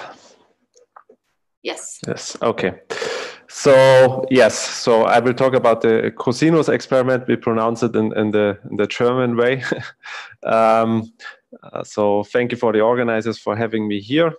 Cosinus is a cryogenic dark matter search with a sodium iodide target. So we've heard a few talks about direct detection already, and I think you will agree with me that we are facing the challenge of detecting a signal which is quite rare, which is featureless, at least this classic WIMP signal, featureless in the sense that we don't have a bump or a peak to find, and we are talking about recoil energies in the kV range at most. So, and I just want to bring to your attention that, of course, one signature one can use to identify a dark matter signal is the modulation, and this comes from the fact that the Earth orbits around the Sun. So we change our velocity relative to the dark matter halo throughout the year, and one should see a modulation of the event rate with a period of 1 year, peaking in the beginning of June. And very often this is called a smoking gun evidence. But talking about the modulation, you of course are immediately at the Dharma Libra experiment. So just as a reminder, so this experiment uses 250 kilograms of thallium-doped sodium iodide crystals. The detection principle is straightforward. So you have the crystals, a particle interaction in the crystal will emit scintillation light, and you measure this light with photomultipliers. It's quite old direct dark matter search, taking data since mid of the 90s, and it got a recent boost in interest, I would say, again, because they lowered the threshold from 2 to 1 kV electron equivalent. So why is this experiment so famous? Well, because of that. What you can see here is the event rate with the constant part subtracted as a function of time. And you will see by eye that there is a clear modulation of your data. And if you fit it, which is the black line, then...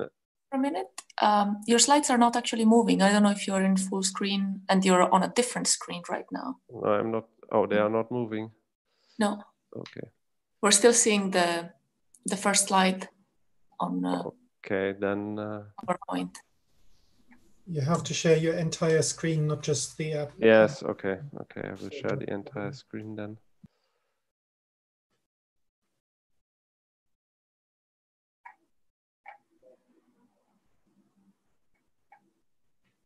Okay.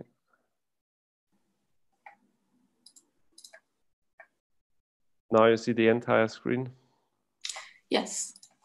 Okay, so, okay, I'm sorry for this. So now the slides are moving, right? Yes, okay. So, okay, I was at this slide. The first ones were not so important. So this is the very famous Dharma signal. And you can see by eye that there is a modulation in the data. And well, the statistical significance, if you combine everything, is 13 sigma, so quite large. Another way to look at this modulation signal is to plot the modulation amplitude as a function of energy. And you see that above 6 kV, there is no positive modulation amplitude, and all the fun starts below 6 kV with the highest amplitudes at the very lowest energies. And this was why the lowering to the 1 kV threshold was so awaited for. So do we see a dark matter signal in DARMA? Well, statistics is not an issue. Also, the period and the phase match what you expect for dark matter. And if you turn the argument around, there's not a really convincing non-dark matter explanation. So, well, why is this not established as a real dark matter signal in the community? Basically, all of the other direct searches exclude DARMA. So, and just as a reminder, this tension, if you compare different experiments, you have to do some model assumptions, in particular, if those experiments have a different target. So one word about the unknown. So if you write down the differential event rate, you see that there are two main ingredients. One is the dark matter halo and its velocity distribution, and the other one is the cross section. So from a pure experimental point of view, if you want to test DARMA in a model independent way, then the ideal way to proceed is to go with a sodium iodide experiment. So, and if you look to this, well, triangle of direct dark matter detection, this is my version of it, where you plot the experiments according to whether they use a phonon, an ionization, or a scintillation light signal, or a combination of two of those. You will see that DARMA and other experiments using sodium iodide are actually using scintillation light only, whereas Cosinus and will do like CREST and combine a phonon and a phonon signal and a scintillation light signal. So we will use a cryogenic detector, as I've said in the beginning. And so how does this work? So basically you take your crystal and you put a thermometer, in our case a transition edge sensor, on top, and then any particle interaction in the crystal will give you a temperature signal. And what you read out is such a temperature pulse, which is in zero order. And zero order gives you the energy you deposited in your crystal. What's the nice thing about a phonon signal? Well, if you allow me this sloppy comment, everything which ends up in heat in the end. So this signal is almost independent of the type of particle and allows you to really precisely measure the deposited energy. But sodium iodide is a scintillator, so a few % of the deposited energy go into the scintillation light. And in contrast to the phonon signal, the scintillation light strongly depends on the type of particle. So by the ratio of light to phonon signal, you can do discrimination between nuclear recoils and electron recoils. And this, so to say, allows you to disentangle the modulation from the background. So starting this project, we did a simulation on what we could possibly achieve. And this is a complicated plot, so I will be slow here. What you see is simulated data in the light yield versus energy plane. So light yield is defined as the ratio of light to phonon signal. And most light is produced by electron recoils, so betas and gammas, and they have a light yield of 1 by calibration. So these are all the black events here inside the black lines, which is the beta gamma band. And then nuclear recoils produce less light, they are quenched. So we would expect recoils of sodium inside the blue band and recoils of iodine inside the green band. And DARMA, on the other hand, they measure scintillation light only. So they are measuring an energy deposition in terms of electron equivalent energy. And so where the modulation appears is between 1 and 6 kV electron equivalent. And if you plot this inside here, then you get the gray band here. And then an important thing to note is that for everything below this gray band, a scintillation light only detector with a threshold of 1 kV electron equivalent is blind because it's below threshold. And for fun, we put in a standard scenario dark matter signal here, which you see in red, and you see the nuclear recoil threshold for cosinus with what we assume is 1 kV here. And you see we have many, many events, and only very few of those events make it into the gray band. So in a sense, if you read it out as a cryogenic detector, you have a lower threshold, which gives you more signal, and you have less background because you can do the discrimination between electron recoils and nuclear recoils. So what is the physics reach we might reach with such kind of a detector?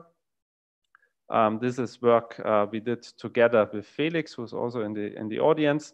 Basically, one has to think about the problem that with cosinus, we first of all want to measure a rate, and DARMA measures a modulation. So how would you possibly compare those two experiments? Well, I think you can convince yourself that the modulation amplitude cannot exceed the mean rate. Or in other words, if DARMA sees a modulation, then you have to see some events in cosinus as well, given the fact that they're using the same target.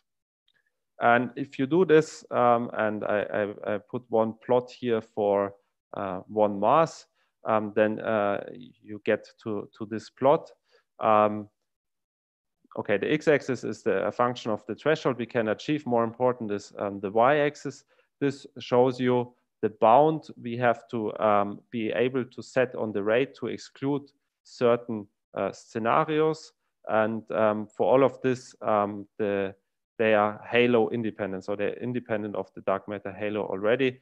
And as you expect, the most easy to exclude is the standard spin independent scattering in blue.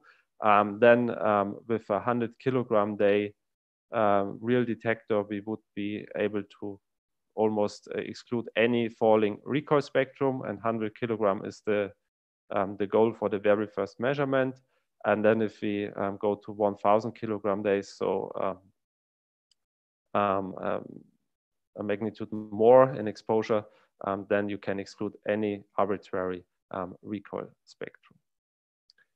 So in conclusion, what this study shows that if we achieve basically a threshold which is lower than the one of DARMA, and we can set a bound on the rate of 0.01 events per kilogram a day, then we can exclude DARMA Libra in a model independent way that is independent of the dark matter halo. The only assumption is that the interaction is on nuclear recoils. And I think one could improve a bit on this. This was a cut and count only analysis. If you make use of the energy spectrum of what you expect, I think you can do better than that even. So in summary, with a cryogenic sodium iodide detector, you have particle identification on event by event basis via the ratio of light to phonon signal. You have a lower threshold for nuclear recoils, and you can do a model independent test of DARMA. And this is the goal of cosinus. So we are now a collaboration with collaborators from basically Munich in Germany, Vienna in Austria and Italy. Our crystals are produced by SICAS in Shanghai and China. And okay, our last collaboration meeting, which is here in the picture, was of course also virtual. So just a time sketch. What we did in the past 3-4 years was basically prototype development for such kind of a detector. And right now we are in the final planning phase and about to start the construction for the experimental setup at LNGS. And the idea is to have by 23 the first phase called 1 pi with the aforementioned test of the nuclear recoil origin of Dharma. And then depending on what happens in the community and depending on the outcome of our measurement, one could envision a phase 2 pi and also go for an annual modulation test. But this is more the more far-term future. I will spend a bit and show you some results of the detector prototypes. So the very first prototype looked like this. So I hope I convinced you that it's beneficial to operate a cryogenic detector. So you might ask why nobody did it, because frankly speaking, sodium iodide is the last material you would use for that. One big problem is hygroscopic. So you have to handle everything in glove boxes in dry atmosphere, which you can see on the picture on the right. And another issue is that you cannot evaporate our TS temperature sensor directly on the crystal. Instead, you have to use a carrier crystal, in this case made of cadmium tungstate, and then interface it with, for example, silicon oil to the main crystal. The light detector is straightforward, conventional Crest light detector. So a wafer of silicon on sapphire or pure silicon. And with this first prototype, this is data from this first prototype in the light versus energy plane. You see a linear light output. We see a phonon and a light signal. We see our calibration sources and the events at the very low light signal are events directly depositing energy in the carrier. So we were quite happy for our first test. This was very successful. And while the energy threshold was around 10 kV, the goal is 1 kV. So clearly we need to improve on that. But what was astonishing is already the light output. So almost 4% of the energy deposited in the crystal were measured in the light detector. Then we moved on with to the second prototype, which basically is already close to the final design. One main difference is that we switched from a wafer-shaped light detector to a beaker. So this looks like a cup, size of an espresso cup, roughly, made of silicon, completely surrounding the target crystal. And also this prototype worked nicely, now showing data in light yield versus energy. And again, we see the calibration sources. We even see the 3 kV potassium line a bit. And the astonishing thing of this measurement was that we measured 13% of the energy in the light detector, which is the best value for any material we ever measured, I think. So this shows you that at low temperatures, the undoped sodium iodide crystals are really a very, very good scintillator. Okay, phonon detector performance still needs to be improved. And for all these prototype tests, we were using commercial crystals with quite a high radioactivity in them. So now I could go with you through all the prototypes. So we measured already 13, and the 14th prototype will be measured next week. I will not do this, but the main areas we are focusing on is the particle discrimination capabilities and the phonon performance, so to bring the threshold down. Okay, 2 minutes. So one thing I wanted to say, particle discrimination turned out to be more tricky than we thought of, and we have an indication why this is. So what you see here is the light signal on the y-axis and an NTD signal. So we had a module with another temperature sensor, so NTD and TS. You clearly see, if you put a neutron source, you clearly see a sort of band with the NTD, and then you can look, so you identify the neutrons with the NTD, and you can look back to the TS signal. And this is plotted on the left side. So you see a neutron event in red and a beta gamma event in black. It's only a few events, that's why it's so noisy. But basically what we observed is a different pulse shape for the two, which is uncommon. We didn't observe something like that for other materials, in particular not for calcium tungstate and Crest. So this is one issue. And the second issue is that the phonon signals in sodium iodide are very slow. And we think from everything we know up to now that if you manage to account for this, then both the threshold and particle discrimination can be done. So this brings me to the to-do list. So we operated it as a cryogenic detector. The light detector is performance-wise where we need it. We have clean enough crystals, and the phonon threshold we were able to bring down to 6 keV. We want to go to 1, so there's a bit work to do, and particle discrimination needs still to be verified. So, but with this, we are building up an own setup. So what we have to do is, of course, we will need more than one of these modules. In the first round, we want to install 12 of them. And then we need a shielding. So this will look similar to xenon, for example, where you have a water tank around your detector serving two purposes.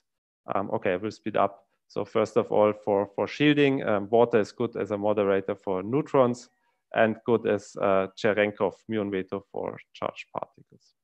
So in our case, will be a 7-meter water tank in height and diameter. You see the water tank on the right side, the clean room on top, and a control building next to it. And for those who are familiar, we will be the new neighbors of the Xenon 1 ton experiment. So this is Hall B of LNGS, and you see a picture on the from the top of Xenon to the empty space where we will build up Cosinus. Concerning the timeline, I speed up. So basically, we are starting to construct everything now. This will take us 1 year, so commissioning then should be somewhere in 2022, and then we start with 100 kilogram days, which should produce first results on dark matter in 2023.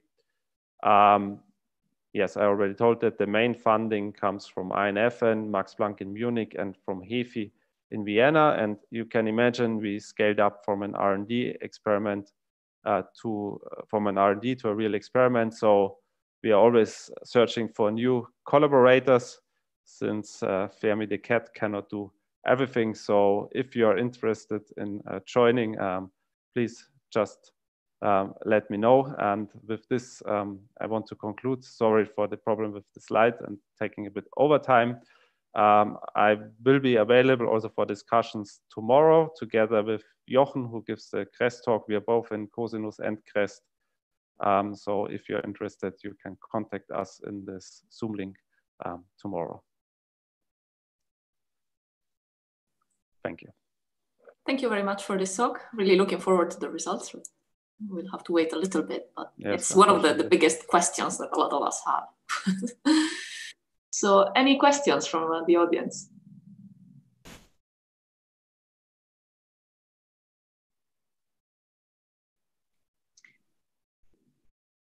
So I've seen one hand go up and down, but I don't know if that was a question. So there was Kalpana Bora wanted to ask a question. Yes, I want to know what is the advantage of using sodium iodide as the in the detector? What's so special about it? There's no advantage. I mean, if you look what the highest performing cryogenic detectors are, these are silicon for CDMS or germanium or calcium tungstate or sapphire for CREST. The reason why Cosinus uses sodium iodide is to use the same target material than DAMA, so that in the comparison of the two experiments, you completely get rid of any target material dependence. This is the reason of using sodium iodide. Okay, thank you.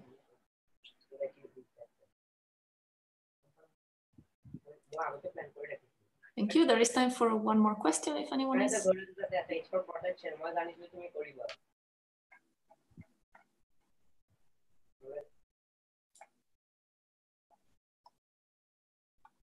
If not, then we move on to the next talk. It's another experiment. It's the PICO experiment with Eric Vasquez Yaregui. I hope I did. Thank you very much to Florian.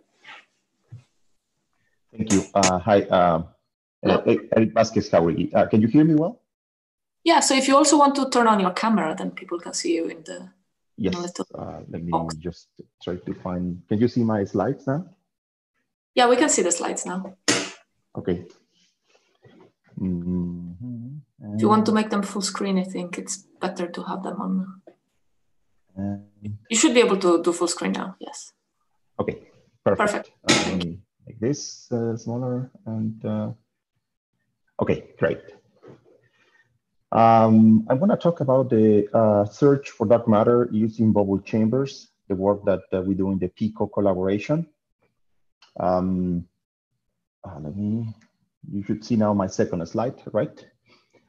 This is the PICO collaboration. We are an experiment in institutions, with institutions from Canada, the US, Spain, the Czech Republic, and India. And of course, I'm from Mexico, from the National Autonomous University of Mexico. This is a picture from our last collaboration meeting when we still could meet early March, actually, in Snow Lab in Canada. So we use bubble chambers to search for dark matter. Our target material is used to be CF3I. Now we are moving to C3FA to have a larger response to spin-dependent interactions. This is a cartoon of our detectors. We basically have a stainless steel pressure vessel, and inside we have a quartz jar where we have a superheated fluid, in this case, the C3F8. Pointing to our inner detector, to our jar, there are 2 cameras, and we also have a set of acoustic sensors. So basically, the operation of the chamber is that we usually start at high pressure, slightly above 200 psi. That's a compressed state. Then we relax to a lower pressure, to about 30 psi, depending on the conditions that we want to set. And that's when we have the detector in a superheated state. And then when a particle comes, interacts with the fluid, then it evaporates a small amount of material, produces a bubble, and that sets a trigger that next takes a picture of the bubbles, and then we record the acoustic signal.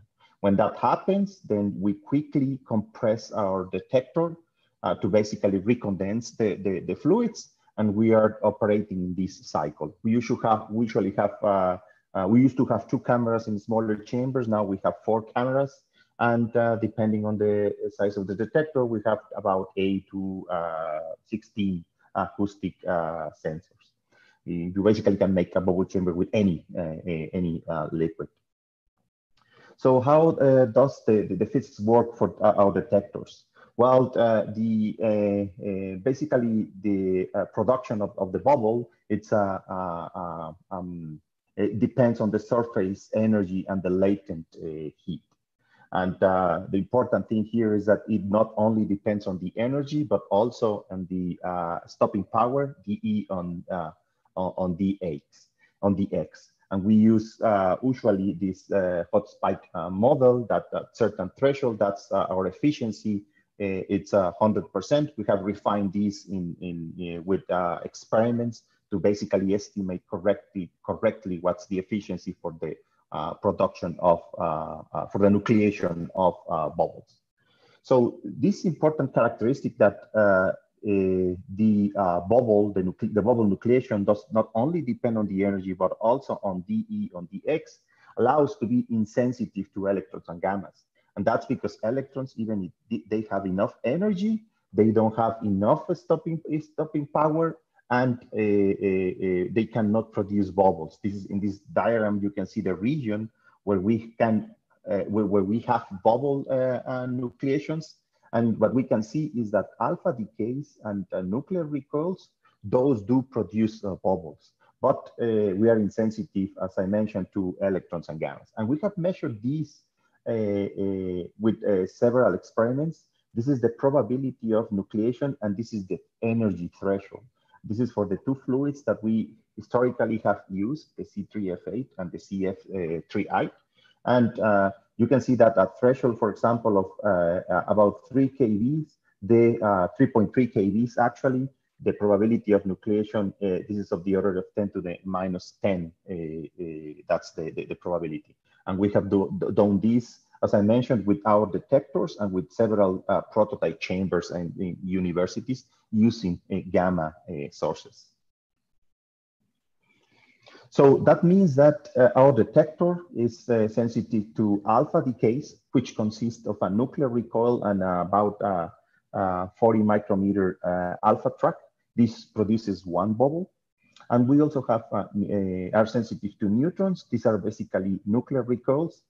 The characteristic of these nuclear recoils is that the mean free path of neutrons in our fluids is about 20 centimeters, which means that we can have more than one bubble. So besides single bubbles, we can see multiple bubble interactions. And for example, in PICO 60, we used to see about a ratio of multiples to singles of 3 to 1. These are pictures of our detectors. This is about 50 kilograms of material, where you can see the jar with the fluid. This is the LED illumination, the reflections in our detector. But here you can see bubbles of produced with an ambi calibration source. So you can see here 5 bubbles in this event, and here there are 20 bubbles in this event.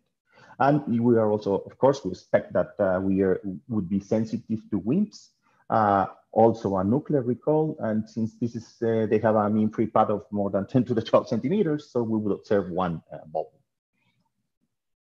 One important discrimination component that we have in our detectors are the acoustic discrimination. That is the reason why we have acoustic sensors. And this is a discovery reported by the Picasso collaboration a few years ago, in which they observed that alphas are about 4 times louder than nuclear recoil bubbles. This is basically an alpha decay, which is the daughter nucleus going to moving, recoiling, and then the alpha track, the 40 micrometers alpha track, moving in the fluid, and multiple radiating bubbles that in the end turn into the macroscopic bubble that we observe. And here you can see our acoustic parameter normalized, by the way, where we have 2 contributions. You see this black one, which is the one produced by neutrons. Here you can see the acoustic signal of 3 of our acoustic sensors, and they were produced with an ambi calibration source. And during our WIMP search, you can see these red these 2 peaks. We actually are able to do distinguish different alpha energies, and you can see how the power, basically the acoustic signal, is higher for the alphas. So this allows to discriminate the alpha decays. Our detectors have the following features. Our chambers are threshold detectors, so we cannot observe energy on an event-by-event basis. We also have the background suppression, the usual background suppression of dark matter detectors. They are located underground at Snow Lab. We use water shielding and a selection of clean materials. And then, as I mentioned, the background discrimination, the alphas are discriminated using the acoustic parameter. And neutrons, we have the, besides the single, we have multiple bubble events, which allow us to study if there are neutron contamination, neutron backgrounds in our detector. And to scale our detectors, we have moved from smaller chambers. These are the names of our detectors that I will briefly sketch in the following slides. So why do we use bubble chambers? Well, since we are insensitive to electromagnetic interactions, if we have a clear choice of material without any neutron contribution, we have basically a zero background detector. We can easily scale our detectors with basically the same data acquisition system, very similar without very few modifications. We can operate at very low thresholds from a few kVs and down to EV for some fluids. And we can easily exchange targets. We can add multiple targets to our detectors. We have usually worked with fluorine and iodine, but one member of the collaboration was able to use xenon in a bubble chamber, and now some group of members from the collaboration are working on an argon bubble chamber. And the only way to measure the nuclear recoil energies is just by varying the threshold. So we are not sensitive to the nuclear recoil direction. Also, in this slide, I just would like to emphasize the reason why we use fluorine. What you can basically here see is basically the effective field theory couplings, the response type for the different elements. Here you can see the standard spin independent, and these two are the spin dependent, the longitudinal and transverse components. And you can see that in the case of the coupling to the proton, fluorine is the best material due to this unpaired proton in the nucleus. So it has the largest response for coupling to protons. So we can also, as I mentioned, study with other materials, with other targets like iodine, bromine, xenon, and argon. We can go to high A targets. And of course, if we use a chamber with hydrogen, we could enhance the sensitivity to low mass particles, and this has been tested in prototype chambers in one of our institutions. This is the family of our detectors. Basically, we started with the Q4, and it started after running at Fermilab. Then it moved to SNOWLAB in 2010. This was a 2-liter CF3I chamber. Then we scaled up this detector to a 40-liter chamber that was called Q60, which is this one. These are 2 liters, about 4 kilograms, and these are 40 liters. We also, in parallel to Q60, we also developed Pico2L for a C3F8 chamber, which you can see here, and then Pico60. Now, due to some backgrounds, unexpected backgrounds that we were observing in our detector, we flipped our detectors. It seems that we were operating them upside down. And as you can see, this chamber is in this position with the acoustic sensors here. In all these 4 detectors, this one is just basically what we call the right side up chamber. This is a commissioning detector that this is a picture from actually just before the lockdown. This is the first event that we observed, and we are currently commissioning the detector. And then Pico 500, which will be our future ton scale experiment, expecting to go live in 2021. Our detectors are located at SNOWLAB, 2 kilometers underground near Sudbury, Ontario. And then you can see here 2 kilometers, the shaft, and then about a mile into where the lab is. The physics program at SNOWLAB is focused on neutrino physics and dark matter searches. This is the snow cavern, and these are the relatively new areas post snow. And we have detectors located in this area. We have Pico 40L now, and we used to have Pico Q4 in this area. And in the cube hole, this is where Pico 500 will be located. And as you know, SNOWLAB is the home of the snow experiment. This is the water, the limits. In this slide, I show the limits that we have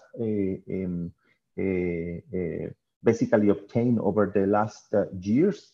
This is the spin-dependent WIMP proton or neutron, 90% confidence level cross sections. And you can see how the Picasso collaboration start to lower the limits. Then we had the Pico 2L and Pico 60 detectors.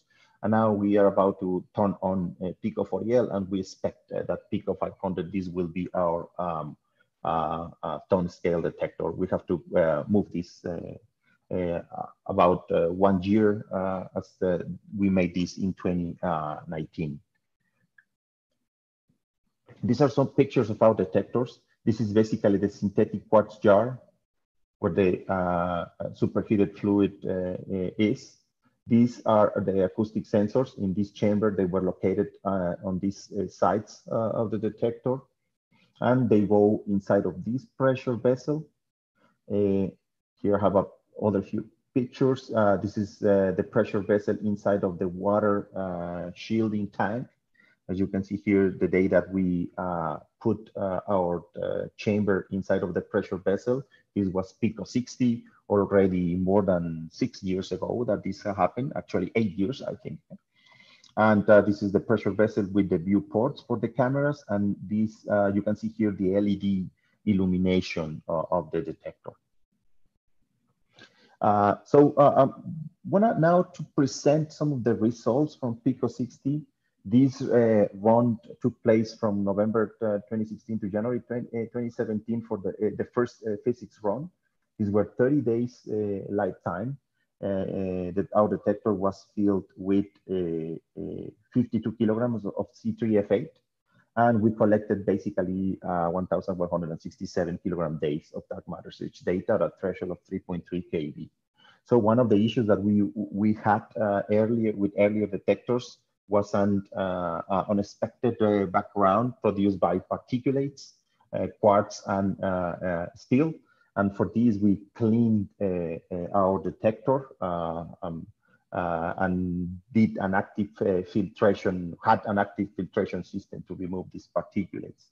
And I want to present the result of a blind, actually it was a depth analysis because we basically removed the acoustic parameter from our analysis. We observed 3 multiple bubbles observed, consistent with our Monte Carlo background expectation. These are the results. Basically, the fiducial mass was 45.7 kilograms. And after the selection cuts, we observed 106 events. Here you can see the acoustic, the distribution of the events in the jar set versus how they are observed, how they are distributed. And then this is the acoustic parameter. And you can see in black our neutron calibration data. And then on red, you can see these 106 events. And that's because after unmasking, we observed no nuclear recoil candidates. So all these 106 were consistent with alpha decays. After that, also in 2017, we did a complete, longer exposure, even a lower threshold. And for that, we also modified our analysis. We basically increased the fiducial mass. And that's because we basically had a better discrimination of events in the walls of the jar. And we ran our detector at 2.45 keV. So we observed 3 single bubble events in this dark matter search. And one of the changes is that we increased we had a wider AP acceptance region, and this is the same acoustic parameter, where you can see the neutron and gamma and the neutron calibration data, and in red, the WIMP search data. These are the results that we currently have with our detectors. These small plots are from the first physics run, and these are from the complete exposure. So as you see, the blue one is what we have at a threshold of 3.3, and then this one is the complete exposure, including the 2.45. And basically, PICO is leading the spin-dependent wind proton cross sections, and at low regions, even better constraints that indirect detection experiments, such as ICHEP. And for the spin independent, you can see our limits in blue also from the first physics run, and then from the complete exposure. And they were published in 2019. To also correctly assess, present our limits, we discussed with the LHC Dark Matter Working Group. We came they came with a set of recommendations where we presented our results in terms of 4 free parameters that included their dark matter mass, the mediator mass, and the couplings, the coupling to dark matter and the coupling to quarks. And here you can see the wind mass and the mediator mass, and you can see how the results of CMS compared to the results of PICO 60 from the first physics run for a couple of parameters or values for the coupling to quarks and dark matter. So next, we are basically commissioning PICO 40L. As I mentioned, this we just flipped up. This is the right side up chamber, as we call it. We want to demonstrate the background reduction and technology improvements for PICO 500. We are focusing on reducing the neutron background that we observe in PICO 60, and confirm that this design works on a large scale since it has been proved only in prototype chambers. From the science point of view, these are the limits from PICO 60, and we want to reduce, improve by 1 order of magnitude with PICO 40L. And these are pictures of the commissioning of the new detector. This is our chamber. This is the quartz jar.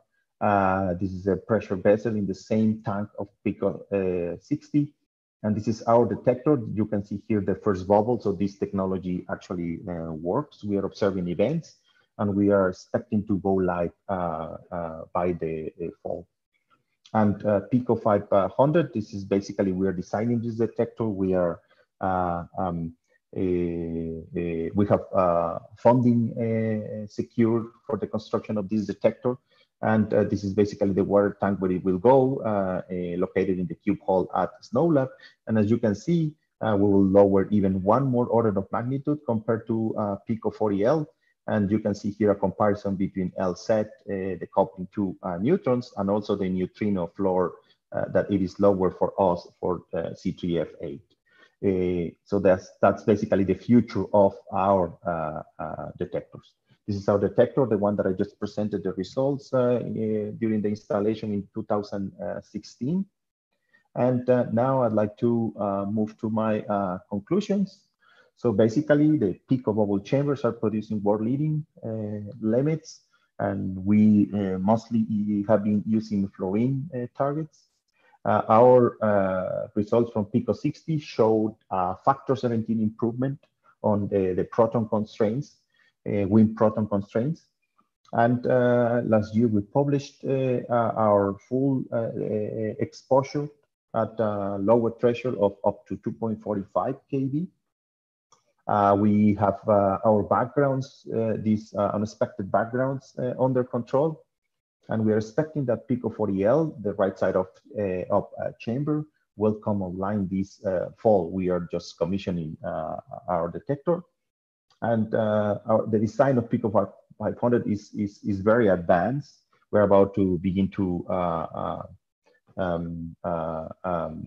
the installation next year, and begin the construction next year. So I'd like to finish saying that, well, stay tuned for the new leading results from the PICO experiment. Thank you. Thank you very much for the nice talk. It's well, coming from a collider perspective, especially nice to see that there is also putting direct detection results on collider-like planes. It's interesting to see that perspective. It's not often that we see that. Are there any questions?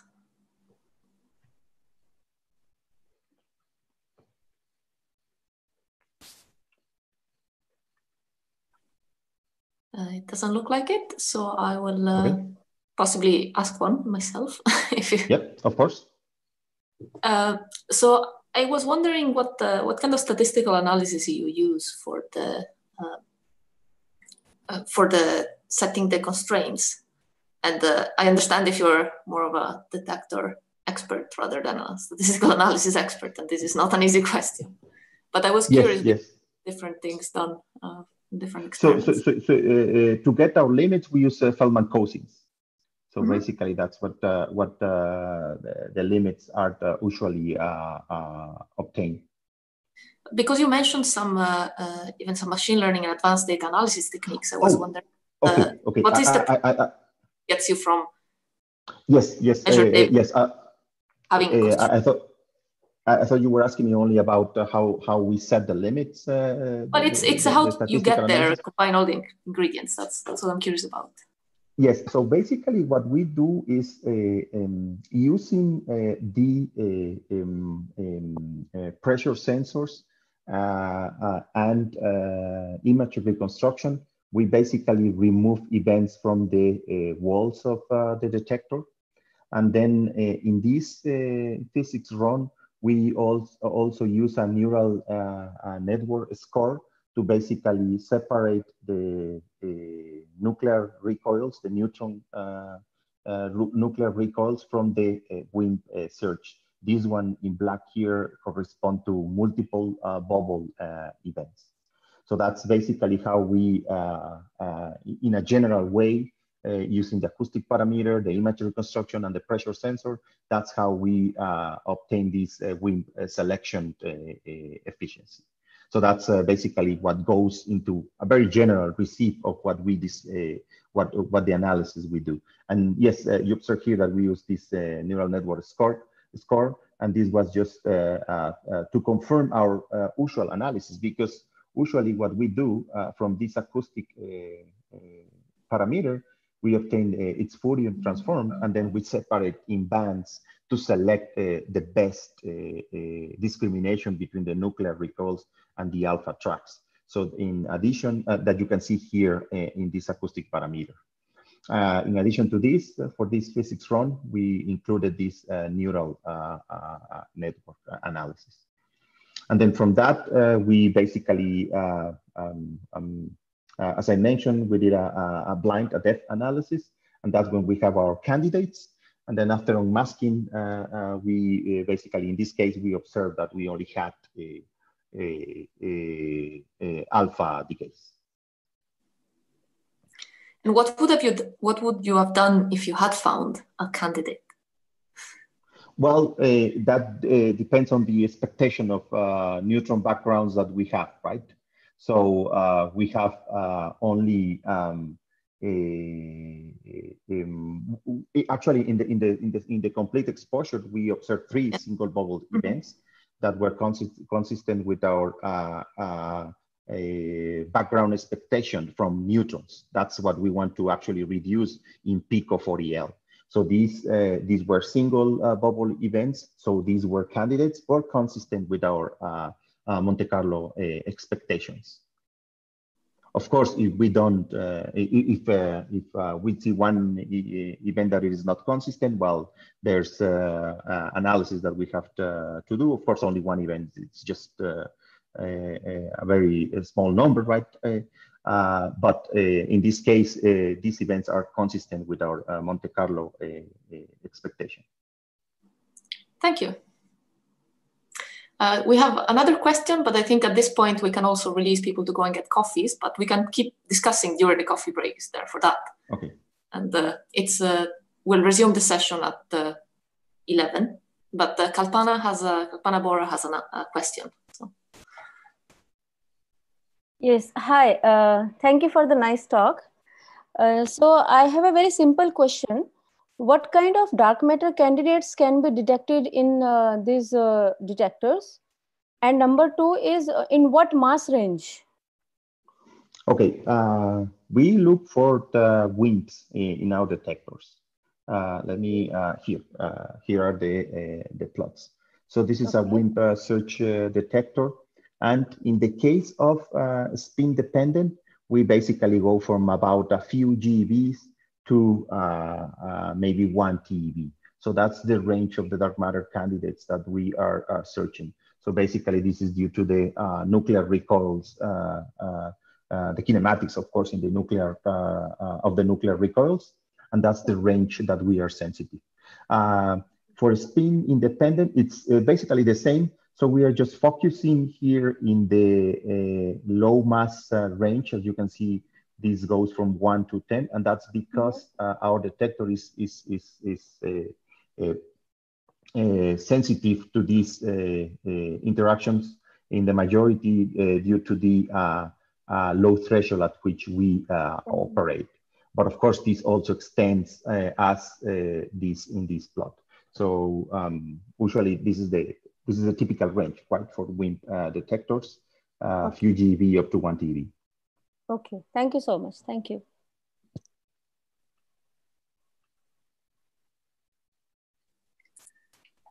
Thanks a lot. So now it's an official coffee break, but there's always Mattermost for more questions. I'm going to stop sharing. And thank you very much. Thanks for the talk again.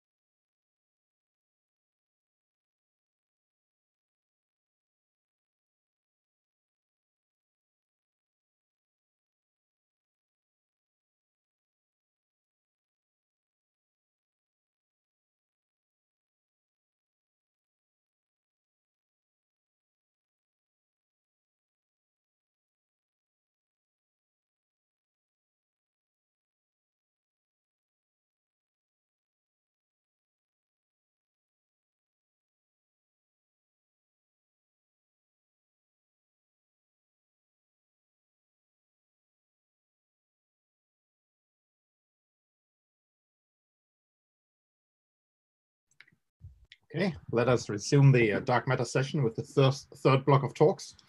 The first talk is by Andrei Alexandrov about the NEWS-DM experiment. Andrei, whenever you're ready, please share your screen. Yes.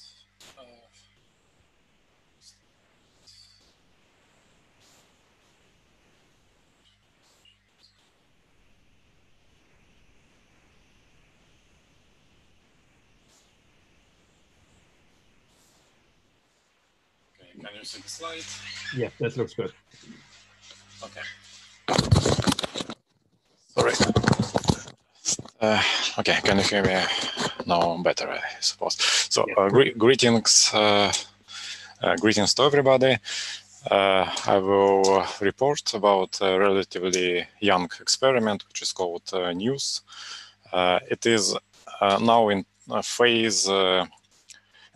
Transition phase from an R&D to a real experiment, and if it happens, it will become the first directional dark matter detection experiment that uses a solid-state target. So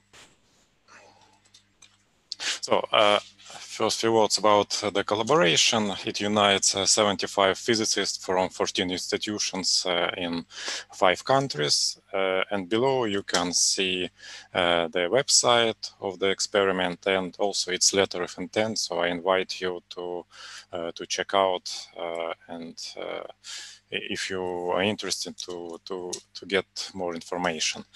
So this is a quite famous slide about the motivation, why the directional detection is important. It happens because the directional information cannot be associated with any known terrestrial background. The motion of solar system inside dark matter halo would make it appear as dark matter particles come from a very specific direction, which is Cygnus constellation, and a detector placed on Earth laboratory will see it as a kind of wind of particles. So, and the idea is to reconstruct the direction of recurring nuclei. It is also important because probably it is the only possibility to perform measurements below the so-called neutrino floor, where the coherent neutrino background, coherent neutrino scattering represents an irreducible background. So, and nuclear motion gives a very good opportunity to build a scalable detector, scalable to large masses. So the I forgot to say that NEWS-DM stands for Nuclear Motion WIMP Search with Directional Measurement, and its idea is to use nuclear motion to detect nuclear recoils. Nuclear motion are supposed to be fixed with respect to the Cygnus constellation, and therefore the detector will be placed on an equatorial telescope, and that in this case, dark matter particles will arrive always from one direction and will be accumulated inside the nuclear motion. And of course, it will be placed in underground laboratory to reduce external backgrounds. It will be placed in the LNGS in Gran Sasso laboratory. Okay. Now about the principle how nuclear motion can detect charged particles. So it composed of silver bromide crystals, and above you can see its images in electronic microscope. So charged particle passing through this crystal ionizes it, and then electrons start migrate inside crystal until they are trapped by a lattice defect on the surface of the crystal. the set of electrons create a local field and attract interstitial silver ions, which arrive there, recombine with the electrons, and create a cluster of metallic silver, which is called a latent image. This image can be stored, is persistent, can be for a very long time until the emulsion is not developed. Development is a chemical process that amplifies this small cluster of few atoms of metallic silver. First, a filament starts growing on its place, then it is growing until the development process is stopped. After that, all remaining crystals are dissolved, and in emulsion what is remaining is emulsion is silver grain in form of filament of very undefined shape. So after that, this emulsion is inspected in optical microscope, and we see an image like this in a microscope. So, of course, being a solid state target, we expect that nuclear recoils will be very short. In fact, this simulation shows that even for 100 GeV WIMP mass, recoil length will not exceed 1 micron. And this poses a significant challenge if we want to use optical microscope. First of all, we want to use them for their speed, since if we want to process large amounts of emulsions, tons of emulsions, it seems to be the only choice. But the disadvantage is that due to diffraction limit, the tracks, which are actually two or more grains placed very closely, cannot be resolved in the range below 200 nanometers. And the major part of events are located exactly here. So to illustrate this, I can show you several images. That below you can see an X-ray image of a track, which the length 380 nanometers, and above is the same tracks in optical microscope. Okay, here there are two tracks made of 2 grains, but the distance between them is still larger than the resolution, and that's why in optical image we actually can resolve them even by eye. But everything changes when we go below 200 nanometers, where we just see one single peak. Maybe in this case it is slightly asymmetrical, but if we continue to decrease the length, it will become perfectly spherical. So in this case, we need to change the approach. We need to pass to super resolution. And our collaboration has developed a new technique, which is based on plasmon resonance effect, which happens when a metallic nanoparticle or grain is being illuminated by a wavelength of light. Light is actually an electromagnetic wave, and acting as an external force, it makes the electronic cloud in conductive band of this nanoparticle to oscillate. And when the wavelength, the frequency of illuminating light coincides with the internal frequency of a nanoparticle, its resonance conditions occur, and this makes to grow the scattering cross-section of this nanoparticle, so it just becomes much brighter. This effect is also dependent on not only on composition, but also on size and on shape of a nanoparticle. in study. So, for example, if nanoparticle is not symmetric as shown in bottom right plot, so if we radiate it with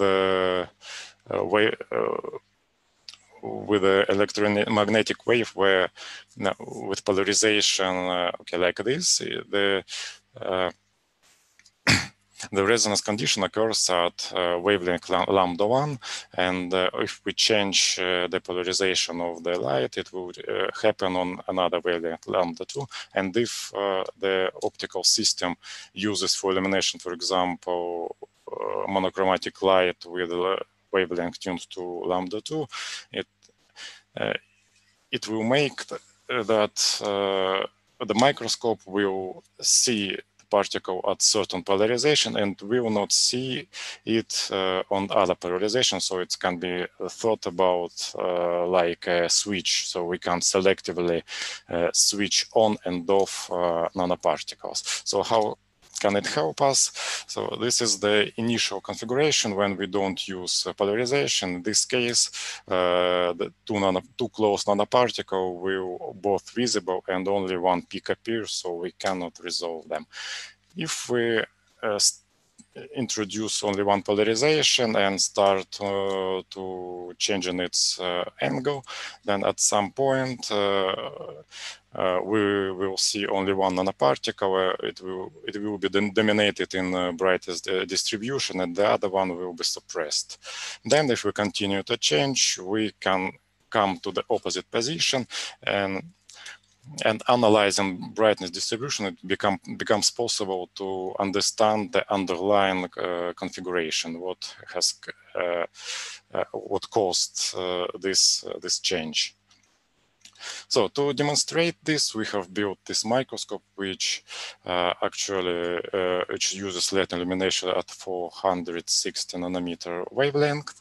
It works in reflected light, so collects light reflected from the sample, and then the polarization spectrum is analyzed with the use of a liquid crystal polarization rotator and a polarizer plate.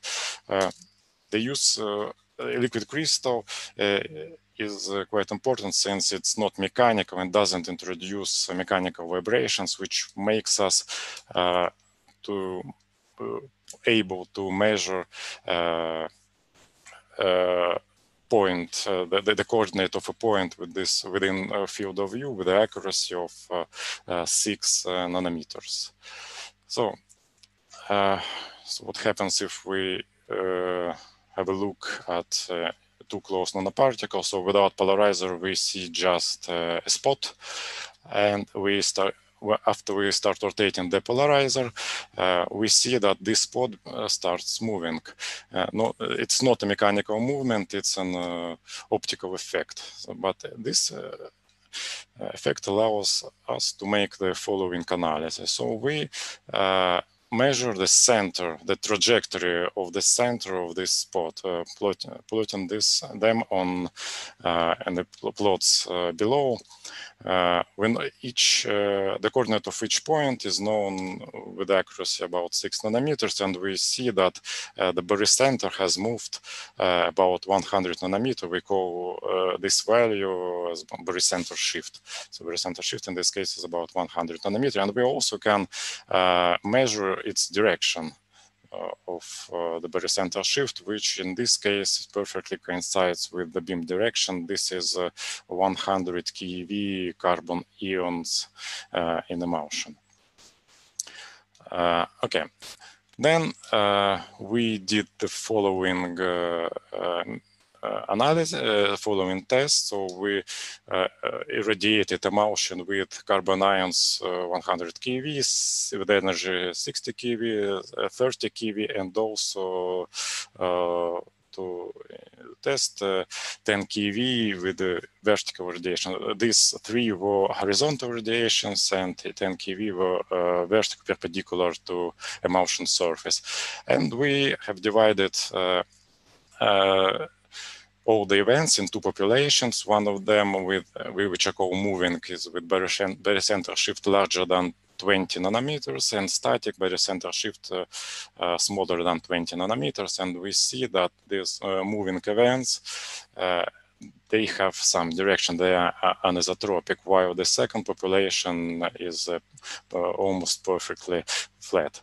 And the direction of anisotropy coincides with the known beam direction, which was at 0 degrees. This difference with beam direction plotted. So we have stated we can sensitive to direction up for the energies down to 300 keV.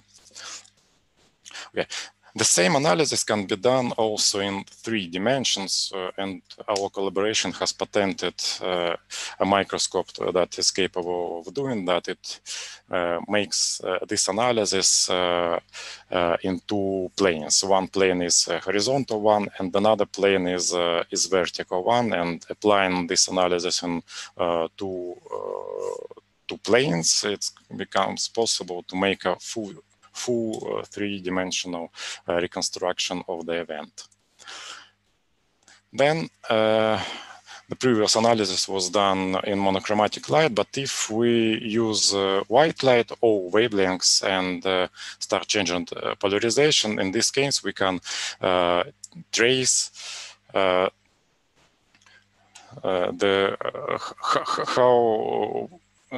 the resonant wavelength changes.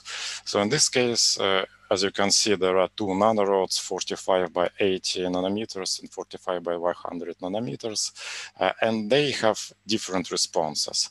One changes from blue to green, another one changes from orange to red to blue. And this depends on, so we have also information about the sizes of nanoparticle.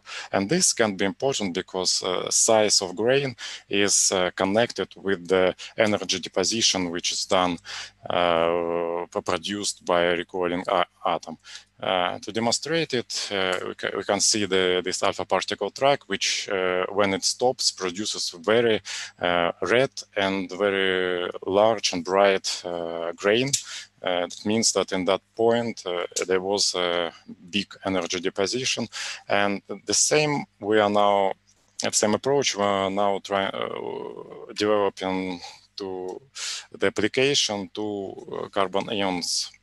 To recoils, which, as you can see, it changes from orange to green, and in this way we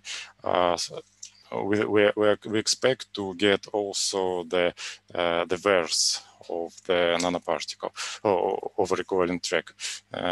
So we can do 3-dimensional reconstruction and probably also head-tail discrimination.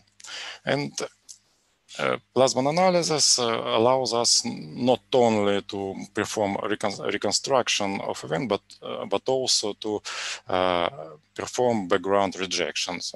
The fact that there are different processes that can activate the crystal. It can be a nuclear recoil, it can be electron recoil, it can be also some thermal activation.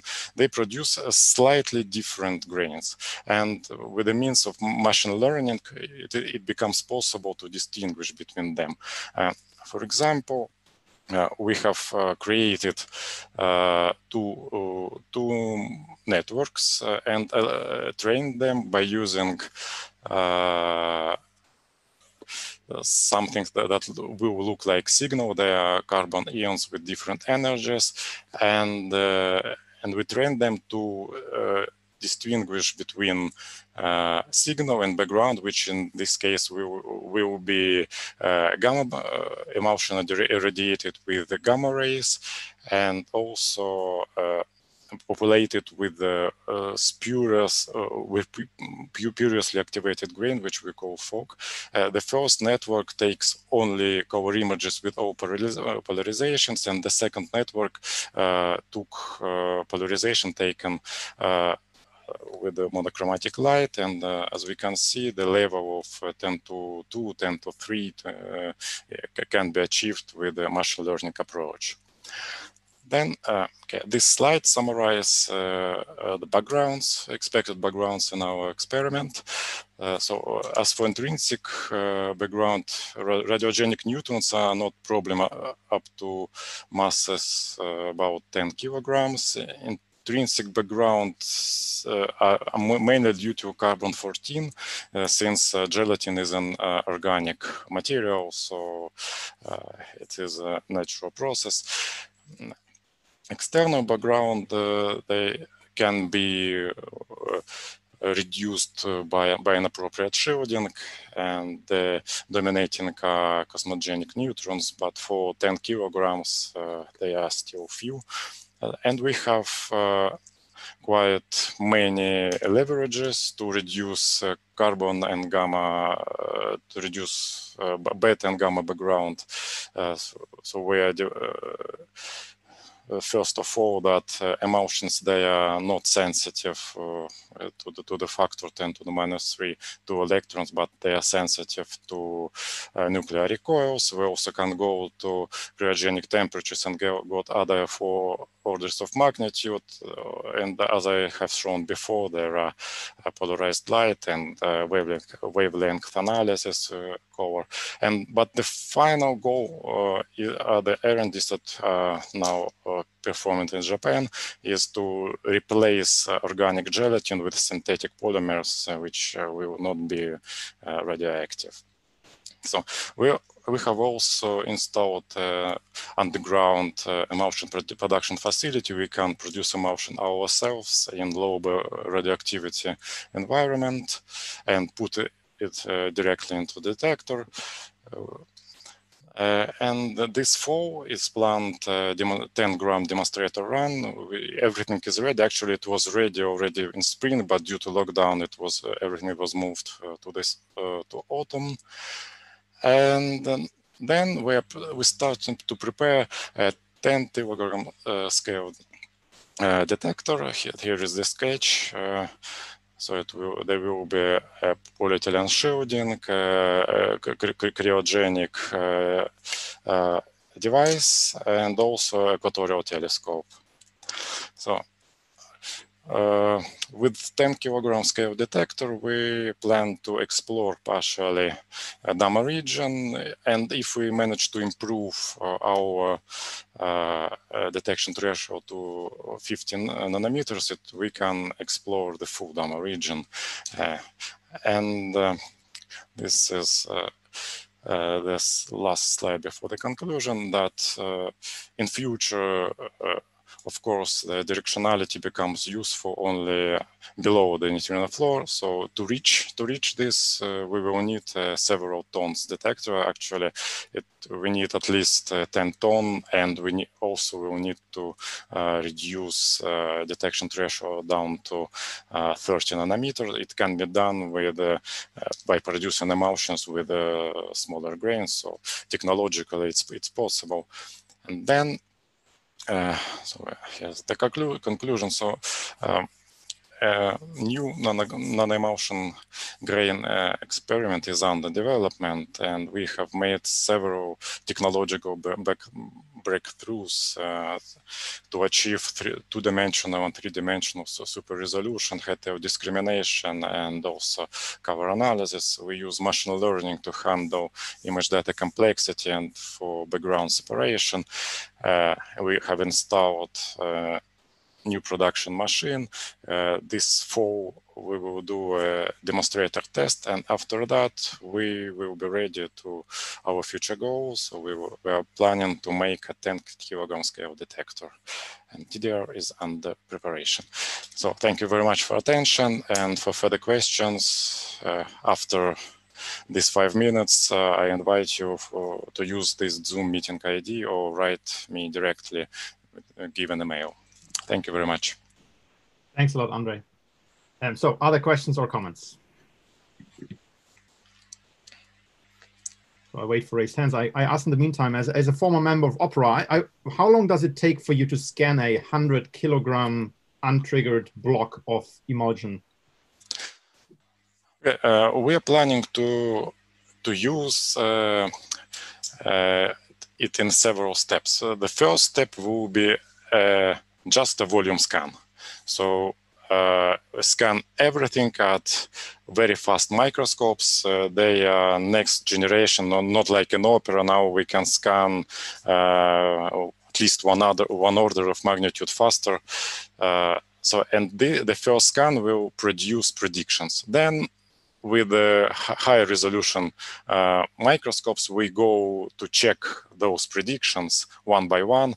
And this way we can combine the speed with low resolution and high resolution. So the time, actually, 10 kilogram, we plan to scan in several months. Okay, impressive. Thank you. Okay, and we have one question from Kalpana. Please go ahead. Yeah, hi. I want to know how, about this plasmon resonance effect. How is it being utilized here? Plasmon resonance effect.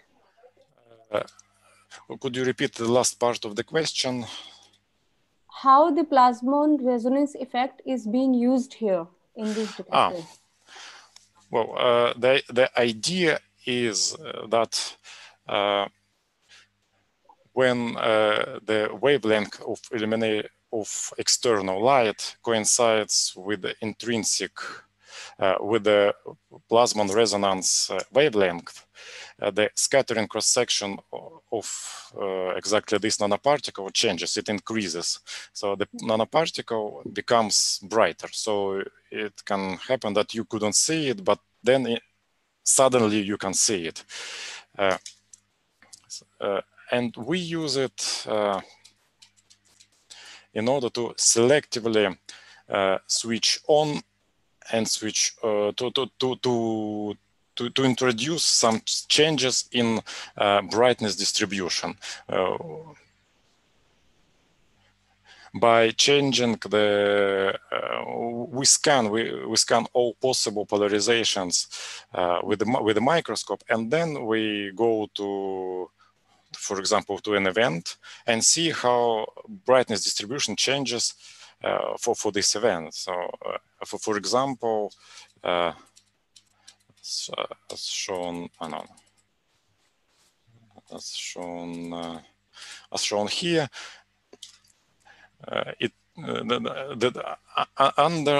in configuration there are two grains, but we don't see them. But changing the polarization angle, we can see that one grain becomes brighter. Then as we continue change, it becomes dimmer, and the other one becomes brighter. And this makes this spot, which was initially static, to oscillate. So it's a dynamical change of brightness distribution. And analyzing this, okay, this is very primitive analysis. Now we're developing more sophisticated one, but by analyzing the distance at which it displaces, it is possible to understand the direction.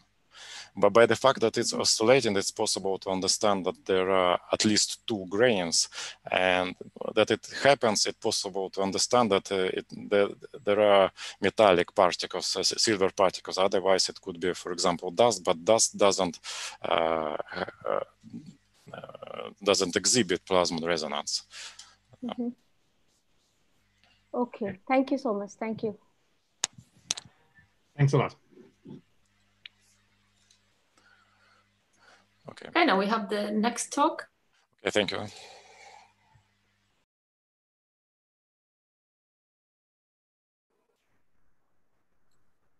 You are muted, Katarina. Thank you. Yeah, didn't unmute. So we have the next talk now. It's another direct detection experiment, the Panda X experiment, and the talk is given by Ning Zhu. So if you can try and make it full screen and switch the slides, that works. Thank you. You can also turn on your camera if you'd like, so that we see you. I've already done that. So can you see that? Yeah. Now we can see you. Great. Okay, great. Thanks.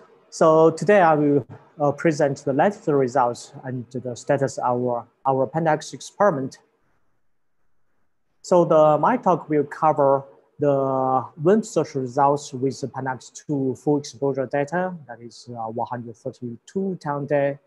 And then there is interesting preliminary results about the exon search from the low energy electron recoil events. And the end, I will give an overview of the current status of our next generation Panax photon experiment. So our experiment started in 2009, and up to now there are around 50 scientists in the physicists in this collaboration.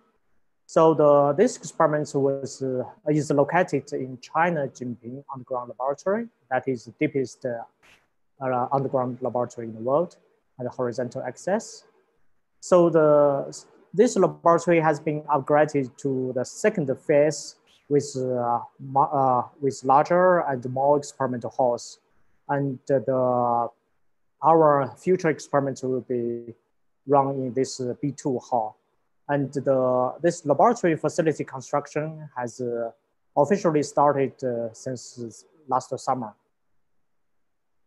And our detector is similar to xenon. One ton is a dual phase xenon TPC. It can collect the scintillation light and ionize the electrons from the scattering of incoming dark matter with target xenon. And based on these two signals, we can reconstruct the scattering position, and also it provides a good discriminator for electron recoil and nuclear recoil events. So the Panax2 is has successfully completed last summer, and the total exposure is 132 town day. And the first 54 town day result has been published, and we have the new data. Throughout the data taken, we have formed many calibration runs. For instance, right after round 9, there was tritium injection, but this residual tritium became one of the significant background in the following runs unexpectedly. So in the full data analysis, there are many improvements. So we have the new positional reconstruction, and we have new detector response model, and also the dominant backgrounds have been evaluated in the more robust approach. So during the data taken, we noted that some of the 7 PMTs became unstable gradually due to the afterpulsing, etc., and noises, etc. There are 5 in the top and 2 in the bottoms. So in the new full data processing, we decided to turn off these 7 malfunctioned PMTs, but the consequence is that they will distort the positional reconstruction, especially around these PMTs. Therefore, we developed a new positional reconstruction algorithm that's based on the optical simulation of the detector, and which take into account this turned off the PMTs. So this algorithm is trained with Krypton 83 isomer calibration events, which are evenly distributed inside the detector. So the improvement is significant, as can be seen from these plots. The left is the older reconstruction algorithm. We still see some structures for the PMT structures of the PMTs. So the new algorithm did make the reconstruct evenly distributed Krypton events as expected. Okay. To understand the detector response to low energy events, we have the tritium and radium calibration for the electron recoil, and MB for the nuclear recoil events with more statistics. So we developed a new detector response model based on Nest 2.0. But the parameters are fitted to the data. So from the bottom 3 plots, this is the energy spectrum of different calibration source. We see that our model is able to describe this spectrum pretty well with after implementing this data quality cut efficiency. Okay. And another improvement is on this background estimation. So here is a summary of the main background in the detector. So the xenon 127, that's due to the exposure to the cosmic ray on ground, but the lifetime of this isotope is short, so that in run 11 it decays away fully. And the tritium that is introduced after run 9, we fit it from data directly, so I will describe that later. For the radon background, we noticed there is some depletion effect that have to be measured from the calibration data as well. So for the krypton 85, it's not constant throughout the data taken. It's simply due to the air leakage. So for the neutron on the surface events, we have the newly derived data-driven approaches. And also for the accidental events, we have newly trained PDT discriminator to spread them further. So for instance, I just take several for instance. So for the radon background, the major the contribution is actually from the radon daughter. This lead 214, and but its concentration in the xenon, its radioactivity is now equivalent to the other daughters along this line, along this decay chain. The reason is like this. So the radon progenies are charged particles.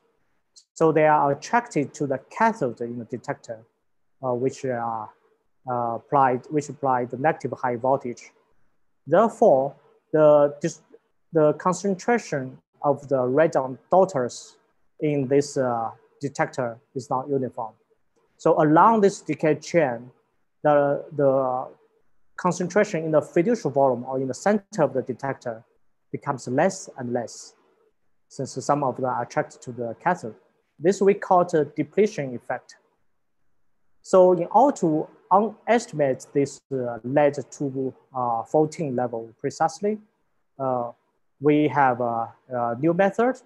We just try to do the interpretation from this earlier daughter, polonium 218, and the later daughter, bismuth 214. And the ratio or the depletion effect between these between these two daughters must be measured directly from data. That's we have this radon calibration, which was performed in the end of the run. So this plots show what we got from the data. We see that the activity of different daughters are quite different. So we use this ratio to get the right estimation of the lead 214. So eventually we got this 10 microbecquerel per kilogram for this lead 214 radioactivity. So the another background, the important background, the surface events. They are mostly the electron recoil events from the radon played out from the surface of the detector itself. But when the ionized electrons drift towards upward to the gas region, some of the electrons got lost to the surface.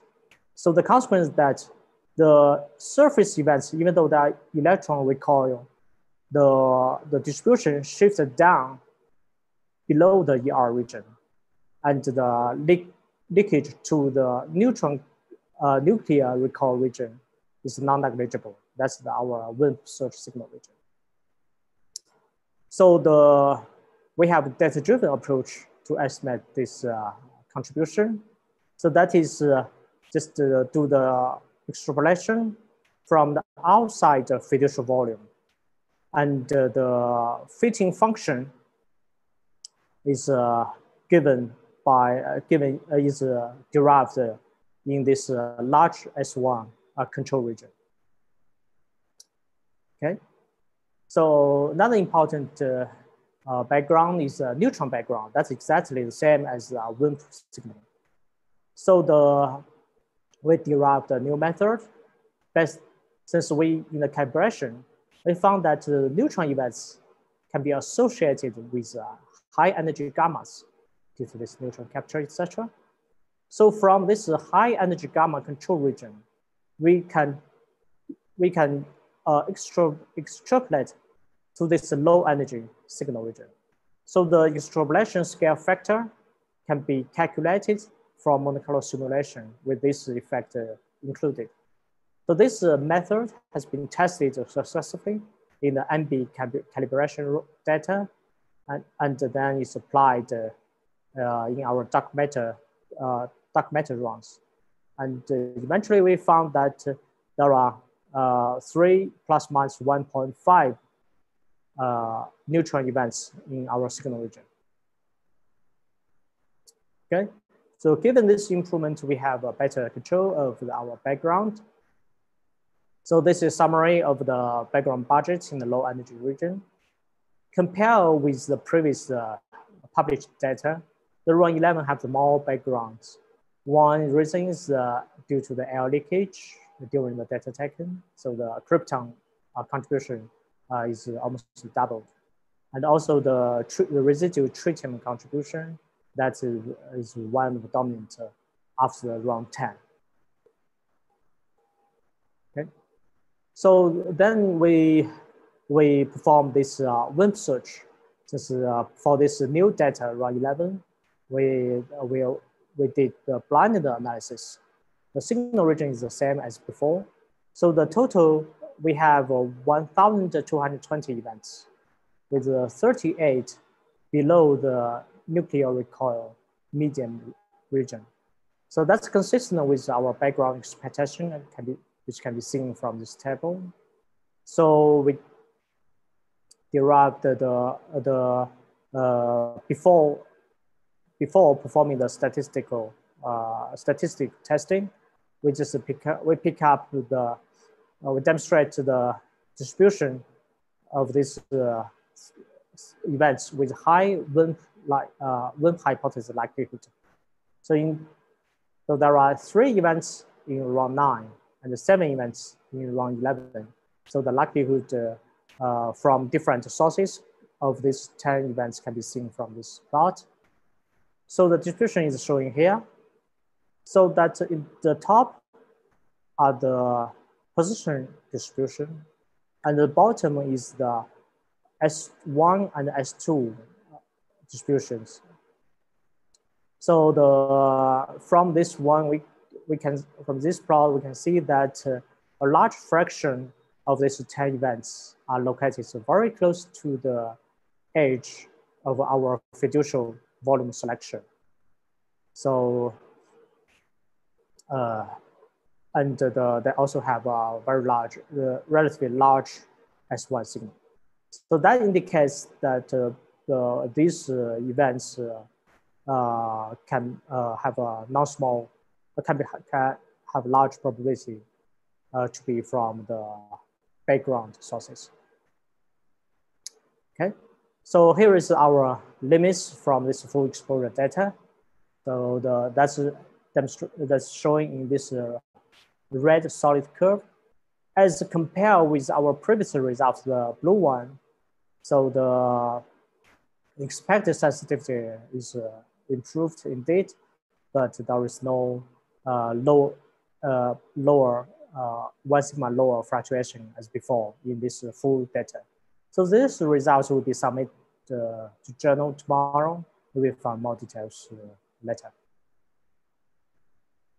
Okay, so in the WIMP search, this low energy electron recoil events are the background, is the one we want to suppress. But it's a signal region for the axion search.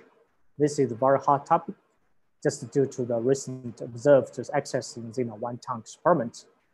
So we we are currently performing the analysis on these low energy events, ER events.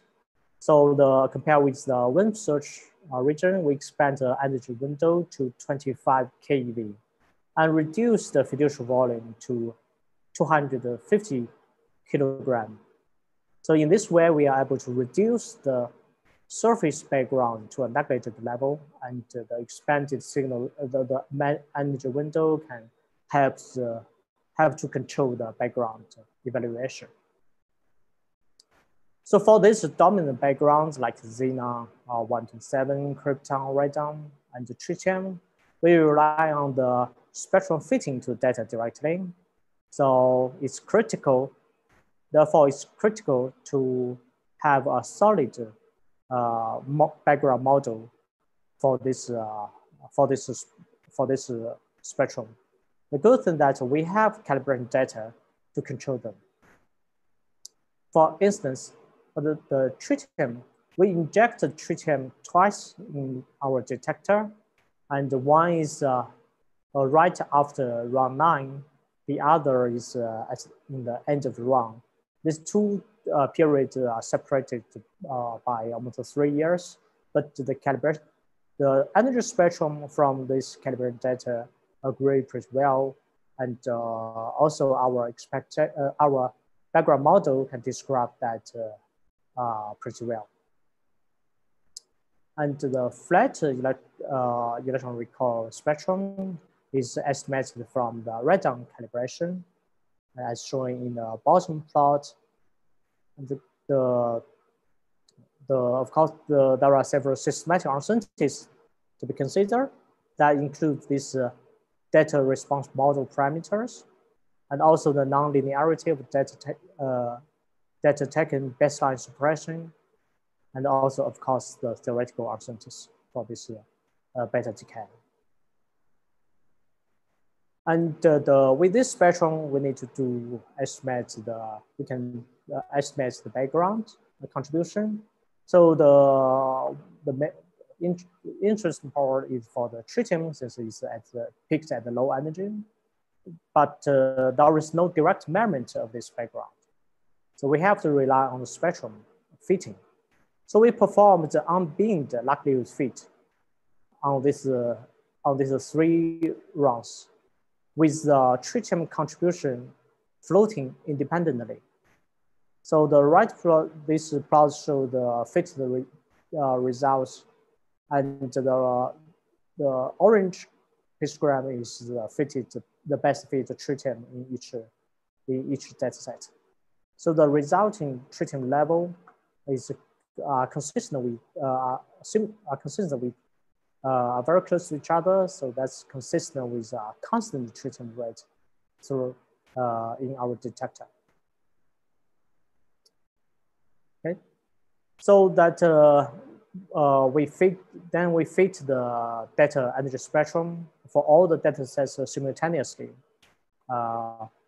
In total, we have 2,200 events. The estimated background is consistent with the data with 1 sigma. The fitted spectrum is showing in these plots, and the fit quality is reasonable. Then we perform another fit. That's the background plus signal fit. So with the tritium axion contribution, both these contributions floating. Since their shapes are very similar to each other, so the degeneracy between these 2 contributions in the fit is unavoidable. So the fit result is showing here, and we didn't see significant best fit signal yield. And the fitting quality, the chi-square, is similar to that in the background fit. That indicates that that indicates limited sensitivity from our data. So this analysis is still work in progress. Okay, that's for the Pentax 2. Now we are moving to the Pentax Photon in this new experiment hall. In this new hall, we have built a big ultra pure water tank for the children. from the laboratory, from radioactivities of the laboratory itself. And this detector will be put inside this water tank. It's also a dual phase xenon time production chamber with the photon in the liquid xenon in the sensitive volume, and the 3-inch PMT in the top and the bottom to collect the signal, and the 1-inch PMTs surrounding the detector, serving as a veto system. So with 6-ton year exposure, we expect to have 10 more sensitivity than the current Panax 2. And for this low energy ER region, with 1-ton ER exposure, we could have a definitive test on this Xenon 1-ton result. Okay, the Panax 4-ton is still under construction, and the pandemic caused some delay, and we are trying best to catch up. Okay, here is summary. So the Panax 2 has completed successfully, and we are working on the Panax 4-ton now. So we hope the commissioning of the Panax 4-ton can start in the end of 2020, and stay tuned. And more exciting time will come. Thank you for your attention.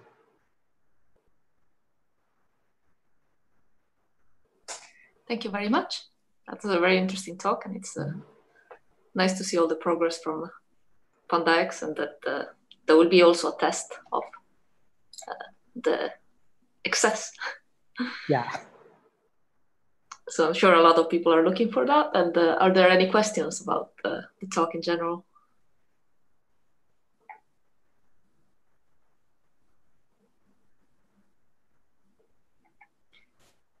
Maybe a last one then. So in case you do confirm the excess of xenon 1 ton, what does that tell us?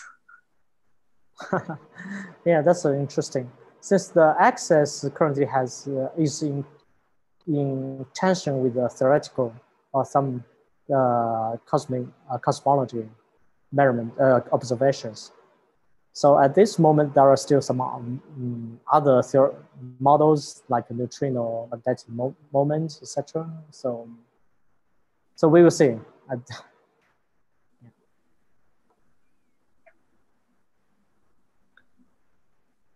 Alex Elikov has a question now. Yeah. Hi. Nice talk. Hi. I have a question actually, not about the excess, but about your slide with the event distributions that you showed for the WIMP analysis.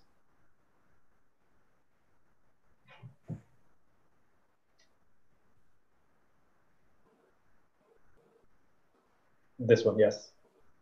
So for run 11 for the 80.3 ton day, so maybe I missed it, but what exactly is the background shape? And okay, so 1,000 centimeters in radius, why the shape is so box-like rather than, I assume it's ER, right? Or what?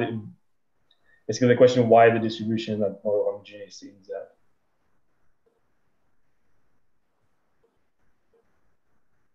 Like there's a population that are on 1,000 centimeters, which is basically a lump of events. You mean this region? Exactly. Why? So this is what exactly is, and why it's not distributed more homogeneously in Z in the drift time. Actually, there is leakage. There are leakage during the run 11, and also the running condition is different from before. So the different high voltage and the surface background is different as well. So this is surface background. Yeah, that's. Mm-hmm. All right, thank you. Mm-hmm. Thanks. Any more questions on this talk?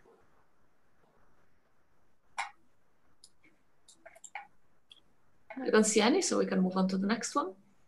Okay, thanks. Okay, and then we move to the next and the last talk of this session, which is a report on the CDEX experiment from Hao Bin Li. Whenever you're ready, okay. Please share your screen. Yes. I will share my screen. Okay. Can you hear me? I can hear you. I cannot see you. If you have a camera, please switch it on as well. I don't have a camera. Sorry. Okay. Okay. So I will just share my screen. Okay. Okay. Okay. Okay. I'm going to give a brief report of the annual modulation result from the CDEX experiment. I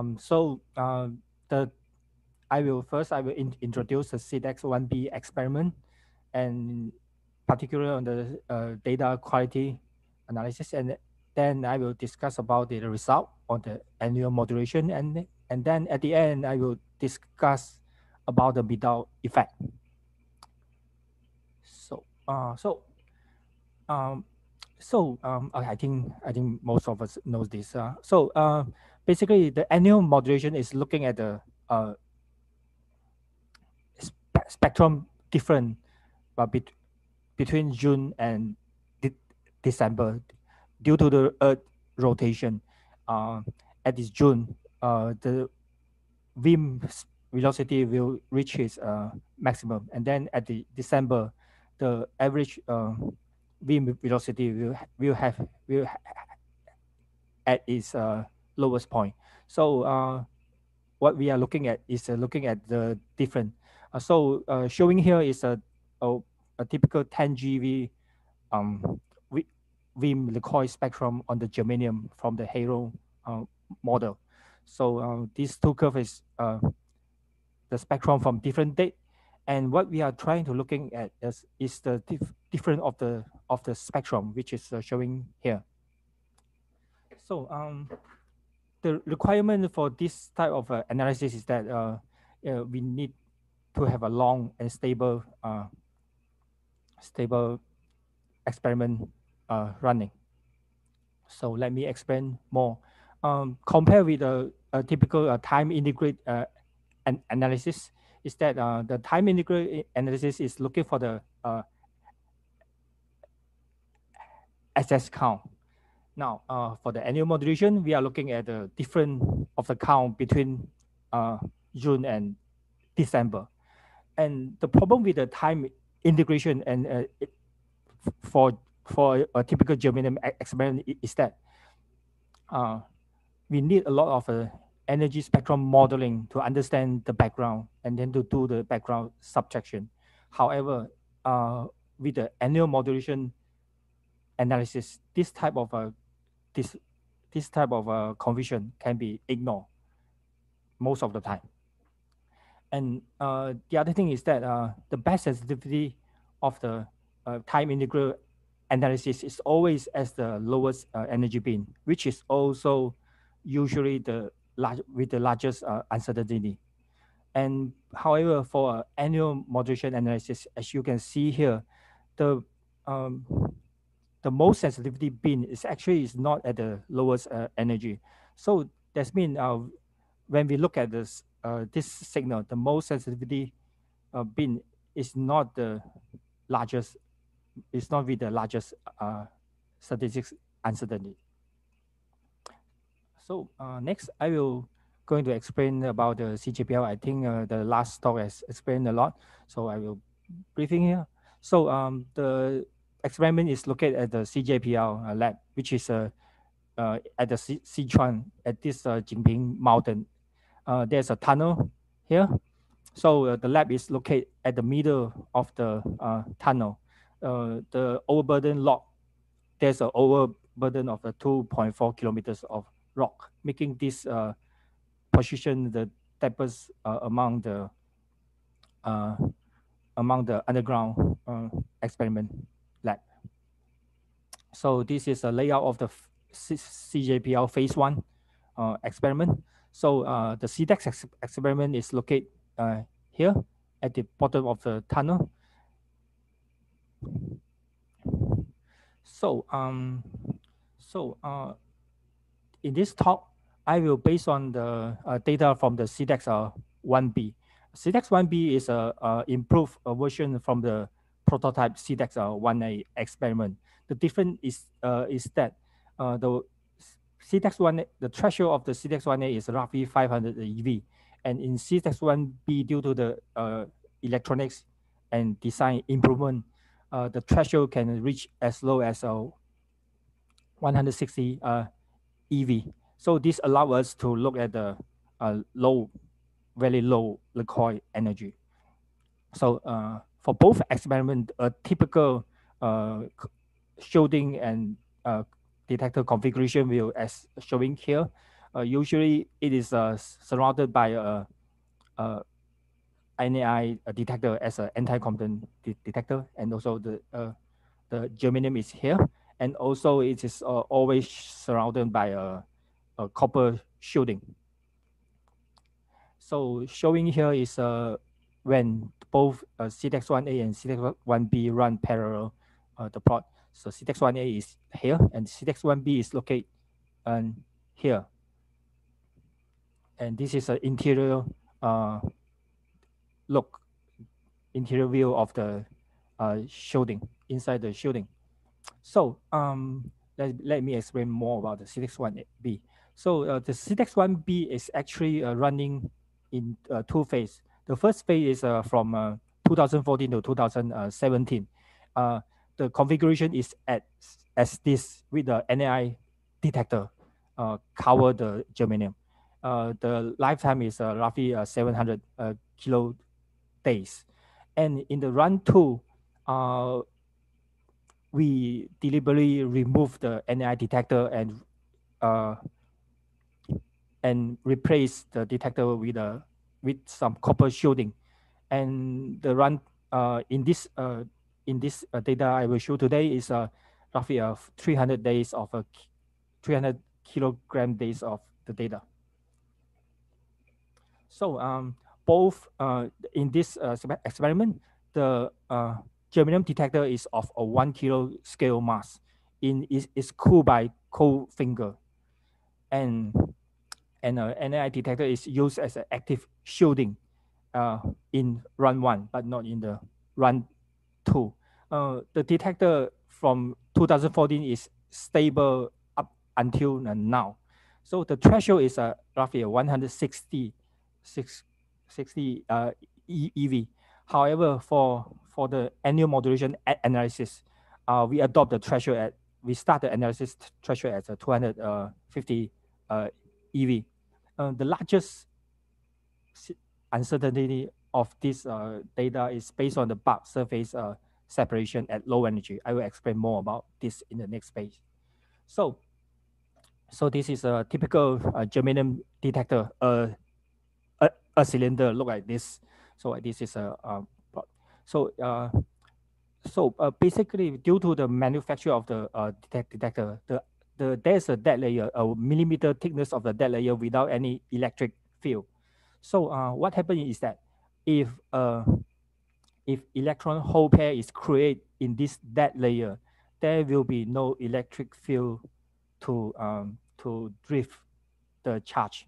So there will be, however, it is possible that this charge will diffuse, and by some chance, it will diffuse inside the active volume, the white one showing here, and then it will drift by the electric field.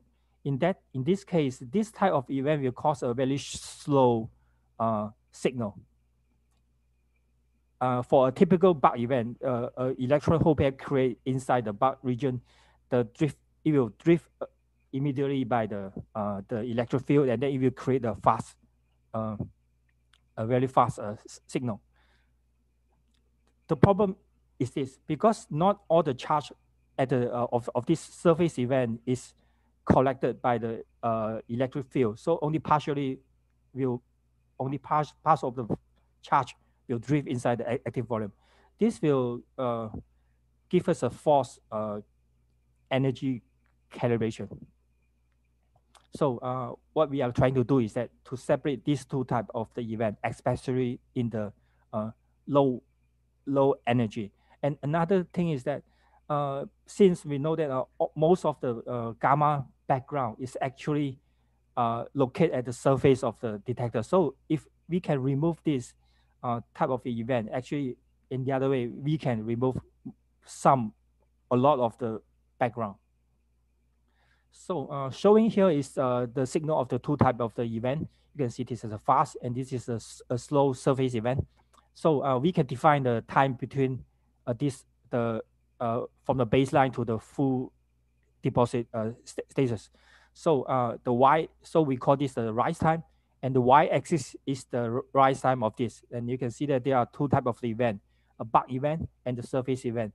And in the bug event, you can see since it is energy, it is full energy deposit. So all the KL shell, the peak from the KL shell will show in this region, but not here, because all those energy is quenched, and all those high energy will actually quench to the low energy part, will accumulate in this region.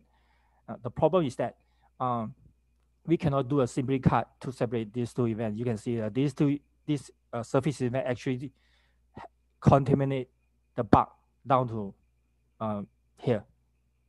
So what we have done is that we can separate these two type of the events statistically by comparing the rise time distribution of different source. For example, here these two are the WIM candidate spectrum event, and these are the triggered by the anti-Compton detector, which is the main source is a multiple scattering gamma event, and also some gamma carriation source. By comparing the rise time distribution of a different source, actually we can construct, we can find out what is the bug event rise time distribution, and also the rise time distribution of the surface event. The black one is the bug surface bug rise time distribution, and the gray one is the in the surface rise time distribution. So the bug event count is simply the integration of the black curve. Yeah. So with this, showing here is the three lowest energy bin of the CDEX1B event. So with this, we can construct the bug count versus time here. So you can see we can separate the event into run 1 and run 2. And bear in mind that is that run 1 and run 2 has a very different shielding configuration. So with this, what we are trying to do is that we feed the bin data to a flat background plus a cosine signal with 1 year of the with 1 year period. So first, what we are trying to do is that we would like to see the model independent analysis first. So what we are trying to do is that we feed each bin separately, independently with the previous formula, and then this is the result.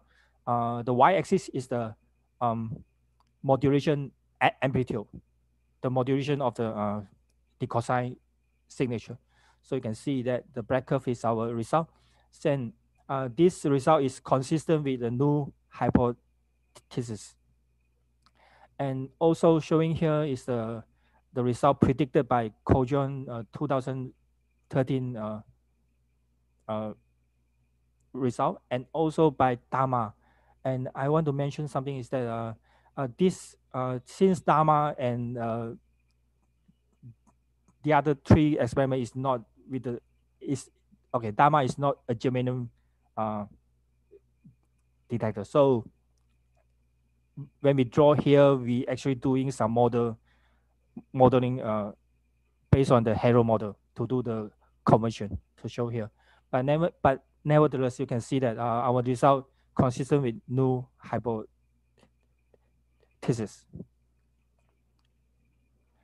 And showing here is a model dependence analysis based on the standard Hero model.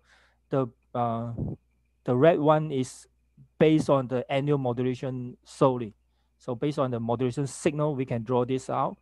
And showing here are all the results with the modulation analysis. So also we are also comparing the same experiment with the same experiment, but with the time integration analysis, showing here the dotted black curve. So, and then we can also look at the phase. We would like to know, we would like to know if there any phase dependence on the results. Showing here is one of the typical plot is a 7.9 GeV with mass. Then in this plot, you can see that between 1 sigma there's no any phase dependence. Yeah. So that, or the other way saying, any phase is consistent with the null hypothesis. And showing here is a broader overview of this statement. Is that the blue one is based on the standard Hero model, phase of the standard Hero model, and this is the 1 sigma best fit region, and you can see it's almost consistent with the 0. And even if we change the Hero model phase to the best fit phase, which is also the maximum derivate from the null hypothesis phase, then we will showing this the black curve here, the black region here, and also it is also consistent with the null consistent with null result between 2 sigma. You can see it here. So, and also this, our result is not consistent with the cojon and also the Dharma. And so the last part is that the other effect we would like to look at is the so-called the Midal effect. When the dark matter hitting a nuclei, usually the whole electron cloud will move together with it, and then it will produce a signal we are looking for. However, there is a small chance that some of the electron or some of the electron will left behind, and then in that case, this electron will occur as a excited state with the final state of the atom. So in that case, this signal will be stronger. The Lecoq energy will be stronger than a typical nuclear Lecoq. Showing here is the Lecoq spectrum of a different shell of the electron for this effect. You can see the L shell, the M shell here. So the full Lecoq spectrum will be the combination of all this. And the threshold is here. Let's see. And with this, we can explore the dark matter with a very low mass, below 100 MeV. So you can okay. So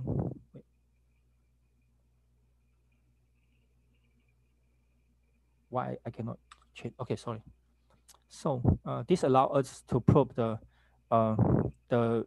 exclusion region down to 100 MeV. So this is the time integrate result from this Midal effect showing here, and also comparing is the typical nuclear Lecoq analysis, the dotted black curve here. And for the annual modulation part, showing here is this, the Midal effect here, and compare with the typical nuclear Lecoq analysis showing here. So this allows us to go down to 100 MeV.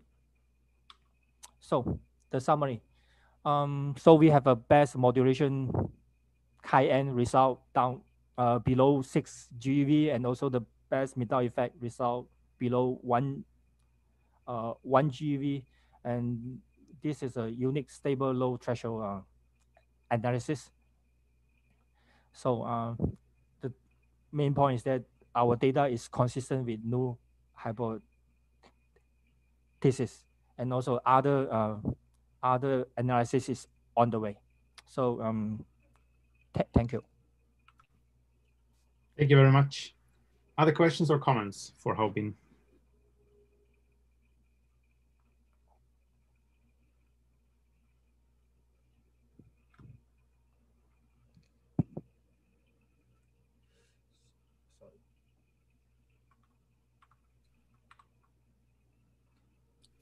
I don't see any comments or questions here.